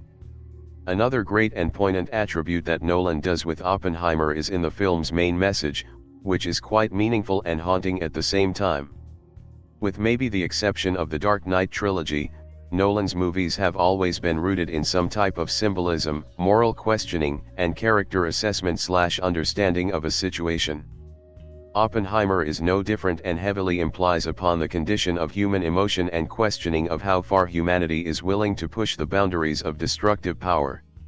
Of course, the atomic bomb, while built with the ingenuity of understanding science and summed up by the collective knowledge of like minds of scientists, physicists, and engineers, is more about what it led to, the devastating and disastrous force that led to the bombing of Hiroshima and Nagasaki, ending the conflict of Pacific Ocean efforts in World War II. Such powerful nature on a scale and magnitude that was used and wages by nations, men in power, and on the populace is a horrifying notion, which takes away from the scientific discovery of it all. Of course, this resides at the core of Oppenheimer, with Nolan demonstrating the palatability of such consequences of decisions as a moral ambiguity, which certainly weighs heavily upon Robert's journey throughout. In truth, Oppenheimer presents the horrors of progress as humanity moves forward and both the judgments of good and bad that are weighed and measured on such resolutions in technological advancements. This, of course, adds that extra oomph to the feature's proceedings in human emotion and gives a viewer plenty to chew on, and ponder on, in today's real-world landscape of nations, leaders, and power figureheads of state. Does the end justify the means, or is too much power give way to unspeakable terrors that lurk within the undies cover? Question for the philosophers out there. Overall, Oppenheimer's still a film that speaks to Nolan's signature style, presenting a narrative that's compelling and bold at the same time, symbolizing a man that ignite the world on its own path of destruction and a director's heightened skills of cinematic creativeness for masterclass viewing experience. In the presentation, Oppenheimer is quite the standout and another slam dunk visual presentation for Nolan's work. While it doesn't involve time-traveling individuals or mind-bending mechanics of a dream world, Nolan's vision for his film makes a very bold and epic in size and scope. While some of the movie's events are very personal and intimate in interior rooms and corridors, the movie doesn't shy away from an expansive setting, with such intricate details of the feature's timeline, circa 1930 to 1950s, are quite organic and a sense of realism. Thus, the film's main players in the behind-the-scenes team, including Ruth de Jong, production design, Claire Kaufman, Olivia Peebles, and Adam Willis, set decorations, Eline Moroznik, costume designs, and Jake Cavallo, Samantha English-Ender, and Anthony Di Pirillo, art direction, should be commended for their efforts in bringing Nolan's Oppenheimer to life in such a detailed and vibrant way. Who should also be praised is film editor Jennifer Lamé, who constructs the movie's intricate timeline of events and handles those moments both beautifully and seamlessly throughout. Also, who should also be praised is the film's cinematographer, and frequent collaborator with Nolan, Hoyt van Hoytema, with his usage of camera photograph and dramatic shots/angles and utilizing shadowing/lightning helps deliver some cinematic moments in the film, which helps captivate that high quality of filmmaking that the director has been known for. Plus, as a side note, it was also ingenious on Nolan's part that the movie doesn't have any usage of CGI effects, which makes several sequences in the movie quite impressive to behold. In addition, I do have to mention that the film's sound team, sound editing and sound mixing, should also be praised for what they achieved on this project. While sound design has always been a paramount focus in Nolan's movies, Dunkirk, Inception, Tenet, the usage of sound and how it is presented in the movie is quite electrifying and pulse-pounding to the ears, which helps build upon Oppenheimer's tension and suspense. Definitely think that the sound editing/mixing departments should be nominated for awards during the upcoming award season. Lastly, film's score, which was composed by Ludwig Göransson, delivers an equally effective and palpable sound throughout the entire presentation of Oppenheimer, with the soundtrack driving home many of the big selling point scenes throughout the movie. While some did criticize Göransson's score for Tenet in a few areas, sounding similar to being a discounted Hans Zimmer production, the composer certainly finds his own voice in his composition for Oppenheimer, which demonstrates Nolan's gravitas and poignancy, yet also finding the sublime within its subtlety, which is most notable within character dialogue and some imagery sequences. All in all, an impressive score for an equally impressive film. There was very little to what I didn't like about Oppenheimer, with the movie delivering on its grandiosity and scale throughout the entire feature. That being said, the film doesn't walk away unscathed from criticisms toward its epic endeavor and overall execution. Perhaps the most prevalent thing that many can agree is the lengthy runtime that the movie holds. As stated above, Nolan doesn't hold back from making Oppenheimer extensively long and the longest movie he's ever done, with the production reaching a very elongated runtime. With a 3-hour mark clocked in the film, Oppenheimer has a lot of overhead to examine, of which the movie does throughout its various acts. That being said, the questioning of a 3-hour movie doesn't seem to warrant that particular allotted runtime. Yes, there is a lot of ground to cover and a lot of people and faces to talk about, but I really don't think that Nolan needed to make Oppenheimer as long as it is. Yes, there is merit to it all, which allows that extra room for that necessary breathing room, but the feature does have pockets of excess and easily could have been trimmed down for a much leaner final runtime, without sacrificing Nolan's cinematic integrity. Such an example of this is the last act of the movie, which definitely has some to say about the main narrative being told, but sort of goes longer than intended, with Nolan having difficulty trying to close out the project. He eventually does, but keeps the feature quite long in the tooth and could have been trimmed down at this portion. Again, this was only minor point of criticism and didn't really distract me as much as I thought it out to be. Just felt like it could have been shorter film and still keep the same type of intense integrity that Nolan was aimed for. Another small point of criticism that I had with the movie is the large cast of characters that move in and out of the movie's story. While there are plenty of familiar names of acting talents attached to Oppenheimer, I did feel like several of them get lost in the grand scale of the feature, with many weaving in and out of the story. Of course, the talent provided is astoundingly good as everyone gives great performances, but some don't really stand out as much. What I mean is, I recognize, and identify, the actor playing in the movie rather than the actual person that they are portraying. Again, just another minor quibble. Lastly, while some might be upset by this, I am not, but Oppenheimer is strictly focused on the story surrounding father of the atom bomb and not so much on the events of World War II. What I mean is that movie doesn't show the battles being waged overseas nor the dropping of the bomb over Hiroshima or Nagasaki, but rather focuses on the process of building the bomb and state of mind/being that the man behind goes through, in being exalted and persecuted. Again, while some will argue that the movie should have shown such nuances to help build up cinematic tension for the feature and the true destructive and awesome power of Oppenheimer's creation, then the movie would be taking away from the true main focus that Nolan intended, Oppenheimer himself. It's not so much about showing the final results of the atom bomb, but rather the journey that its creator goes through and the aftermath that follows. So, a brief point-out experience for some viewers out there who might be expecting this. I personally did not, so it didn't bother me at all. The cast in Oppenheimer is quite impressed and just as equally expansive, with a sprawling ensemble of actors and actresses that Nolan has selected to play the great host of characters throughout his picture. Naturally, some have important parts, while others are only minor, yet everything one that participates on this project gives it their all in both their character representations and or their screen presences, despite a major or minor role in the narrative. Leading the charge in the film is actor Cillian Murphy, who plays the feature's main protagonist of J. Robert Oppenheimer.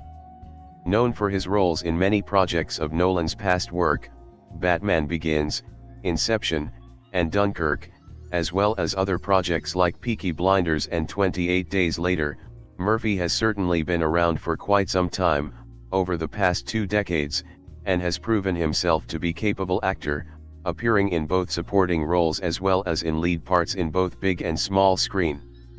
Of course, as mentioned, Murphy has appeared periodically throughout Nolan's pictures in both those character capacities, with Oppenheimer being his first, with Nolan, to play a main protagonist role in his movies, and Murphy is spectacular in every scene that he's in. From the moment he first appears to the final shot, Murphy perfectly encapsulates and embodies the character with such vigor and commanding presence, despite his small stature. His portrayal of Oppenheimer is quite compelling, with Murphy showing a man of intellect and of brilliant genius, a man of theoretical science action, yet also present him with a moral dilemma and a fragile state. The juxtaposition of these two is felt in almost every scene, and Murphy imbues his performance with such integrity and theatrical presence to make the character compelling in every way possible. Even the actor's subtle facial expressions show the horror and magnitude that the character feels without even uttering a single word. I could go on and on about this, but, suffice to say, Murphy is a perfect cast in the role of J. Robert Oppenheimer and definitely acts the beat heart for the feature, lending a profound sense of humanity and gravitas for the film and capturing a powerful performance as the father of the atom bomb. Looking beyond Murphy's Oppenheimer, the main supporting characters definitely bring their A game and make their performances both quite cinematically entertaining and boldly gravitas, something befitting being a part of a Christopher Nolan film. Of this group, the one who takes the cake and definitely steals the spotlight is actor Robert Downey Jr., who plays the character of Lewis Strauss, the chairman of the U.S. Atomic Energy Commission, AEC. Known for his roles in Iron Man, Sherlock Holmes, and Chaplin, Downey Jr. has had a very illustrious career in Hollywood, with several high points that have elevated his status as a recognizable and respectable actor amongst his peers and with moviegoers around the world. Thus, Downey Jr.'s involvement in Oppenheimer is indeed a welcome one, and his overall screen time in the film is actually quite surprising. As mentioned, while there are plenty of recognizable faces in the movie, Downey Jr. gets a certain type of spotlight placed on him as he portrays Strauss throughout the film. As Strauss, Downey Jr. gives a very magnetic and captivating performance, one that makes for one of his best roles in his career, something that might overshadow his superhero interpretation of Tony Stark/Iron Man in the MCU installments. Like Oppenheimer, Strauss is another catalyst for the feature, with Nolan spending equal amount of time with the character, with the pair acting as the driving force for the movie. It was such an amazing treat to watch Downey Jr. playing such a character, one that is so interesting to watch, and how the actor delivers such a stirring iteration of the real-life man. He's basically the other half of Oppenheimer and makes for fine supporting character on the project. Hope he gets a Best Supporting Actor nod in the upcoming award season. Next, actress Emily Blunt, Mary Poppins Returns and A Quiet Place, does quite a striking performance as Robert's wife, Kitty Oppenheimer. Blunt gives a stirring portrayal as Oppenheimer's wife, finding Kitty to be a woman who can see Robert for who he is, flaws and all. An individual who knows what's at stake and tries to counterbalance her husband's demons and dilemmas. Blunt handles the turmoil quite well and gives an intriguing performance. Perhaps the only downside to her character is that I felt that there was more to say about her than what was presented. The movie hints a lot of her own personal struggles, both physical and mentality, in Kitty, and it seems like there could have been more to her character. Behind her, actress Florence Pugh, Don't Worry Darling and Little Women, does a great and relatively nuanced performance in her role of Jean Frances Tatlock, a writer and known member of the Communist Party in the USA, as well as having an illicit relationship with Oppenheimer for years. Of course, Pugh is quite the gifted actress, and her portrayal of Jean showcases that point beautiful, presenting Robert's mistress as a very tortured and lost individual. Next, actor Matt Damon, The Bourne Identity and The Martian, gives a solid performance in his portrayal of Leslie Groves, a U.S. Army general who enlisted Oppenheimer on and overseeing, military speaking, on the Manhattan Project. Damon always does a good job in whatever role he plays, and certainly makes for a good portrayal of Groves, with the character able to change Robert's notable quips every now and again. Lastly, I would say that actor Jason Clarke, Dawn of the Planet of the Apes and Zero Dark 30, does a good job as U.S. Circuit Court Judge of Appeals Roger Robb. While may not be as palpable or important as other supporting characters in Oppenheimer, but Clarke's Robb does get a lot of screen time and shows his acting chops whenever he's on screen. The rest of the cast, including actor Josh Hartnett, the Black Dahlia and Pearl Harbor, as nuclear physicist Ernest Lawrence, actor Tom Conti, Roven, and The Dark Knight Rises, as renowned German theoretical physicist Albert Einstein, actor Casey Affleck, Manchester by the Sea and A Ghost Story, as U.S. military intelligence officer Boris Posh, actor Rami Malek, Bohemian Rhapsody and No Time to Die, as nuclear physicist David L. Hill, actor/director Kenneth Branagh, Henry V and Murder on the Orient Express, as Danish physicist Niels Bohr, actor/director Benny Safdie, Uncut Gems and Good Time, as theatrical physicist Edward Teller, actor Dylan Arnold, Halloween and Mudbound, as J. Roberts' younger brother Frank Oppenheimer, actor James D'Arcy, Dunkirk and Agent Carter, as British experimental physicist Patrick Blackett, actor David Dastmalchian, Dune and Ant-Man, as American lawyer/congressional staffer William L. Borden. Actor Dane DeHaan, The Amazing Spider-Man 2 and Valerian and the City of a Thousand Planets, U.S. military officer Kenneth Nichols, actor Alden Ehrenreich, Solo, A Star Wars Story and Hail, Caesar, as the unnamed Senate aide to Louis Strauss, actor Gustav Skarsgård, Vikings and Arn, as German-American theatrical physicists Hans Bethe, actor Michael Angrano, Sky High and the Forbidden Kingdom, as American physicist Robert Serber, actor Jack Quaid, The Hunger Games and Scream, as American theatrical physicist Richard Feynman, actor Josh Peck, Drake and Josh and the Wackness, as American physicist Kenneth Bainbridge, actress Olivia Thirlby, Juno and No Strings Attached, as Czech-American physicist Lily Hornig, actor Christopher Denham, Argo and Billions, as German theatrical physicist Klaus Fuchs, actor David Rysdal, Dead Pigs and No Exit, as American chemist Donald Hornig, actress Louise Lombard, The House of Elliot and CSI, Crime Scene Investigation. Actor Harrison Gilbertson, Hounds of Love and In the Tall Grass, as MIT professor of physicist Philip Morrison, actor Trond Fauza Orvag, The Bothersome Man and Lily Hammer, as Ukrainian-American physicist George Kistiakowski, actor Olai Hoskivi, Manifest and the Deuce, as American nuclear physicist Edward Condon, actor Devin Bostick, The 100 and Diary of a Wimpy Kid, Roderick Rules, as American physicist Seth Nettermeyer, actor Matthew Modine, The Dark Knight Rises and Stranger Things, as American engineer Vannevar Bush, actor Tony Goldwyn, Scandal and the Last Samurai, as governmental official and American attorney Gordon Gray, actor Macon Blair, Gold and Green Room, as American lawyer Lloyd K. Garrison, actor Kurt Kohler, When Wigs Fly and Micro Love, as Thomas A. Morgan, actor Jefferson Hall, House of the Dragon and Halloween, as American writer Hawkins Chevalier, actress Britt Kyle, Viral and Perry Mason, as Hawkins' wife Barbara Chevalier.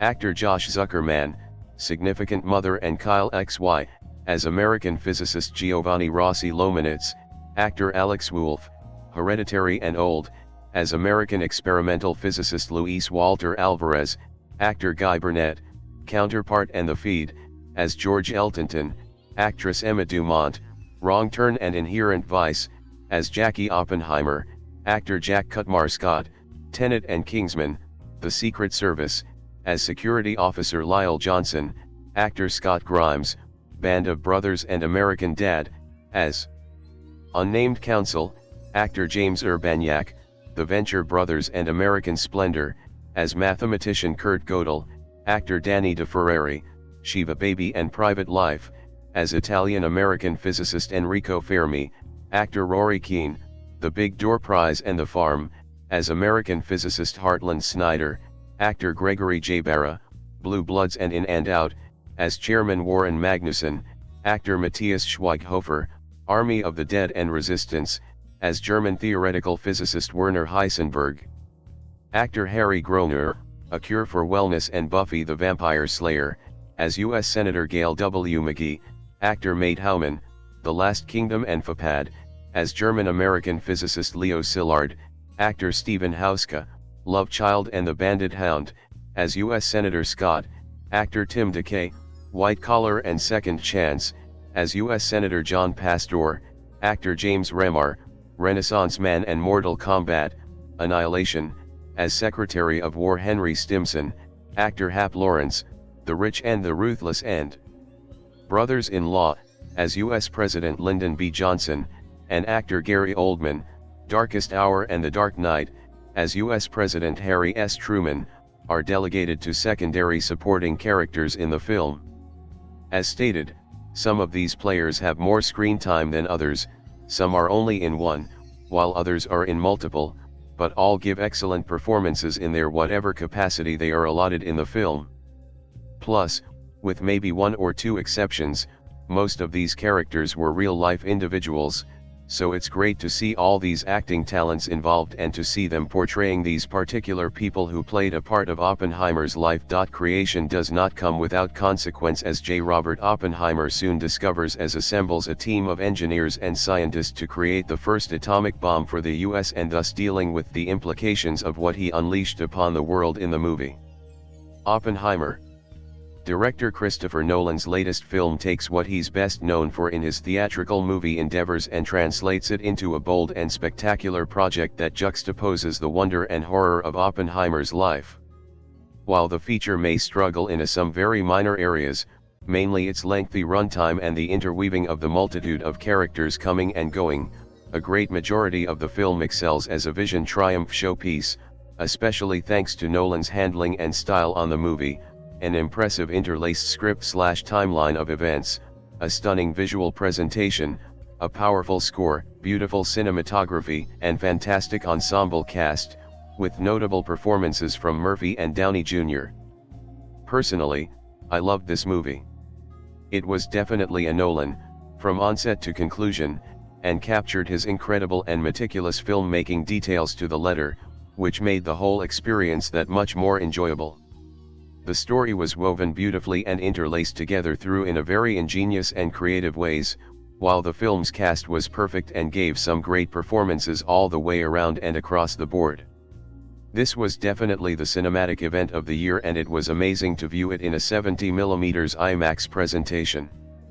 Thus, as one can already easily surmise from the bulk of my review, my recommendation for this film would be a celebratory highly recommended, as it's a movie that should be seen both bold in scale and paramount importance, while also been personal and character driven, something that is somewhat uncommon in Nolan's past work. From advance reviews and word of mouth, this picture is wholeheartedly worth seeing. While the movie may slightly lack the intensity of Tenet or Dunkirk, or the mind-bending and layered trip of Inception, or even the comic book blockbuster flair of the Dark Knight trilogy, Oppenheimer, with equal and measure of biographical drama and cinematic storytelling showcases a masterclass viewing experience on Nolan's work as director and a filmmaker. Like all his projects, it's not just a movie, it's a viewing cinematic experience, one that many will remember for quite a long time. In the end, Nolan's Oppenheimer is crowning achievement in the great tapestry of movie making, a feature that we'll remember for excellency in direction, story, and character performances. Much like what Oppenheimer says after successful testing of the bomb, the world will remember this day, as well as this movie. This film, directed by Christopher Nolan, screenplay by Christopher Nolan, based on American Prometheus, produced by Emma Thomas, starring Cillian Murphy, cinematography Hoyt van Hoytema, edited by Jennifer Lamé, music by Ludwig Göransson, production companies Universal Pictures, distributed by Universal Pictures, release dates July 11, 2023, running time 180 minutes, countries United Kingdom, language English, budget $100 million, box office $976.8 million.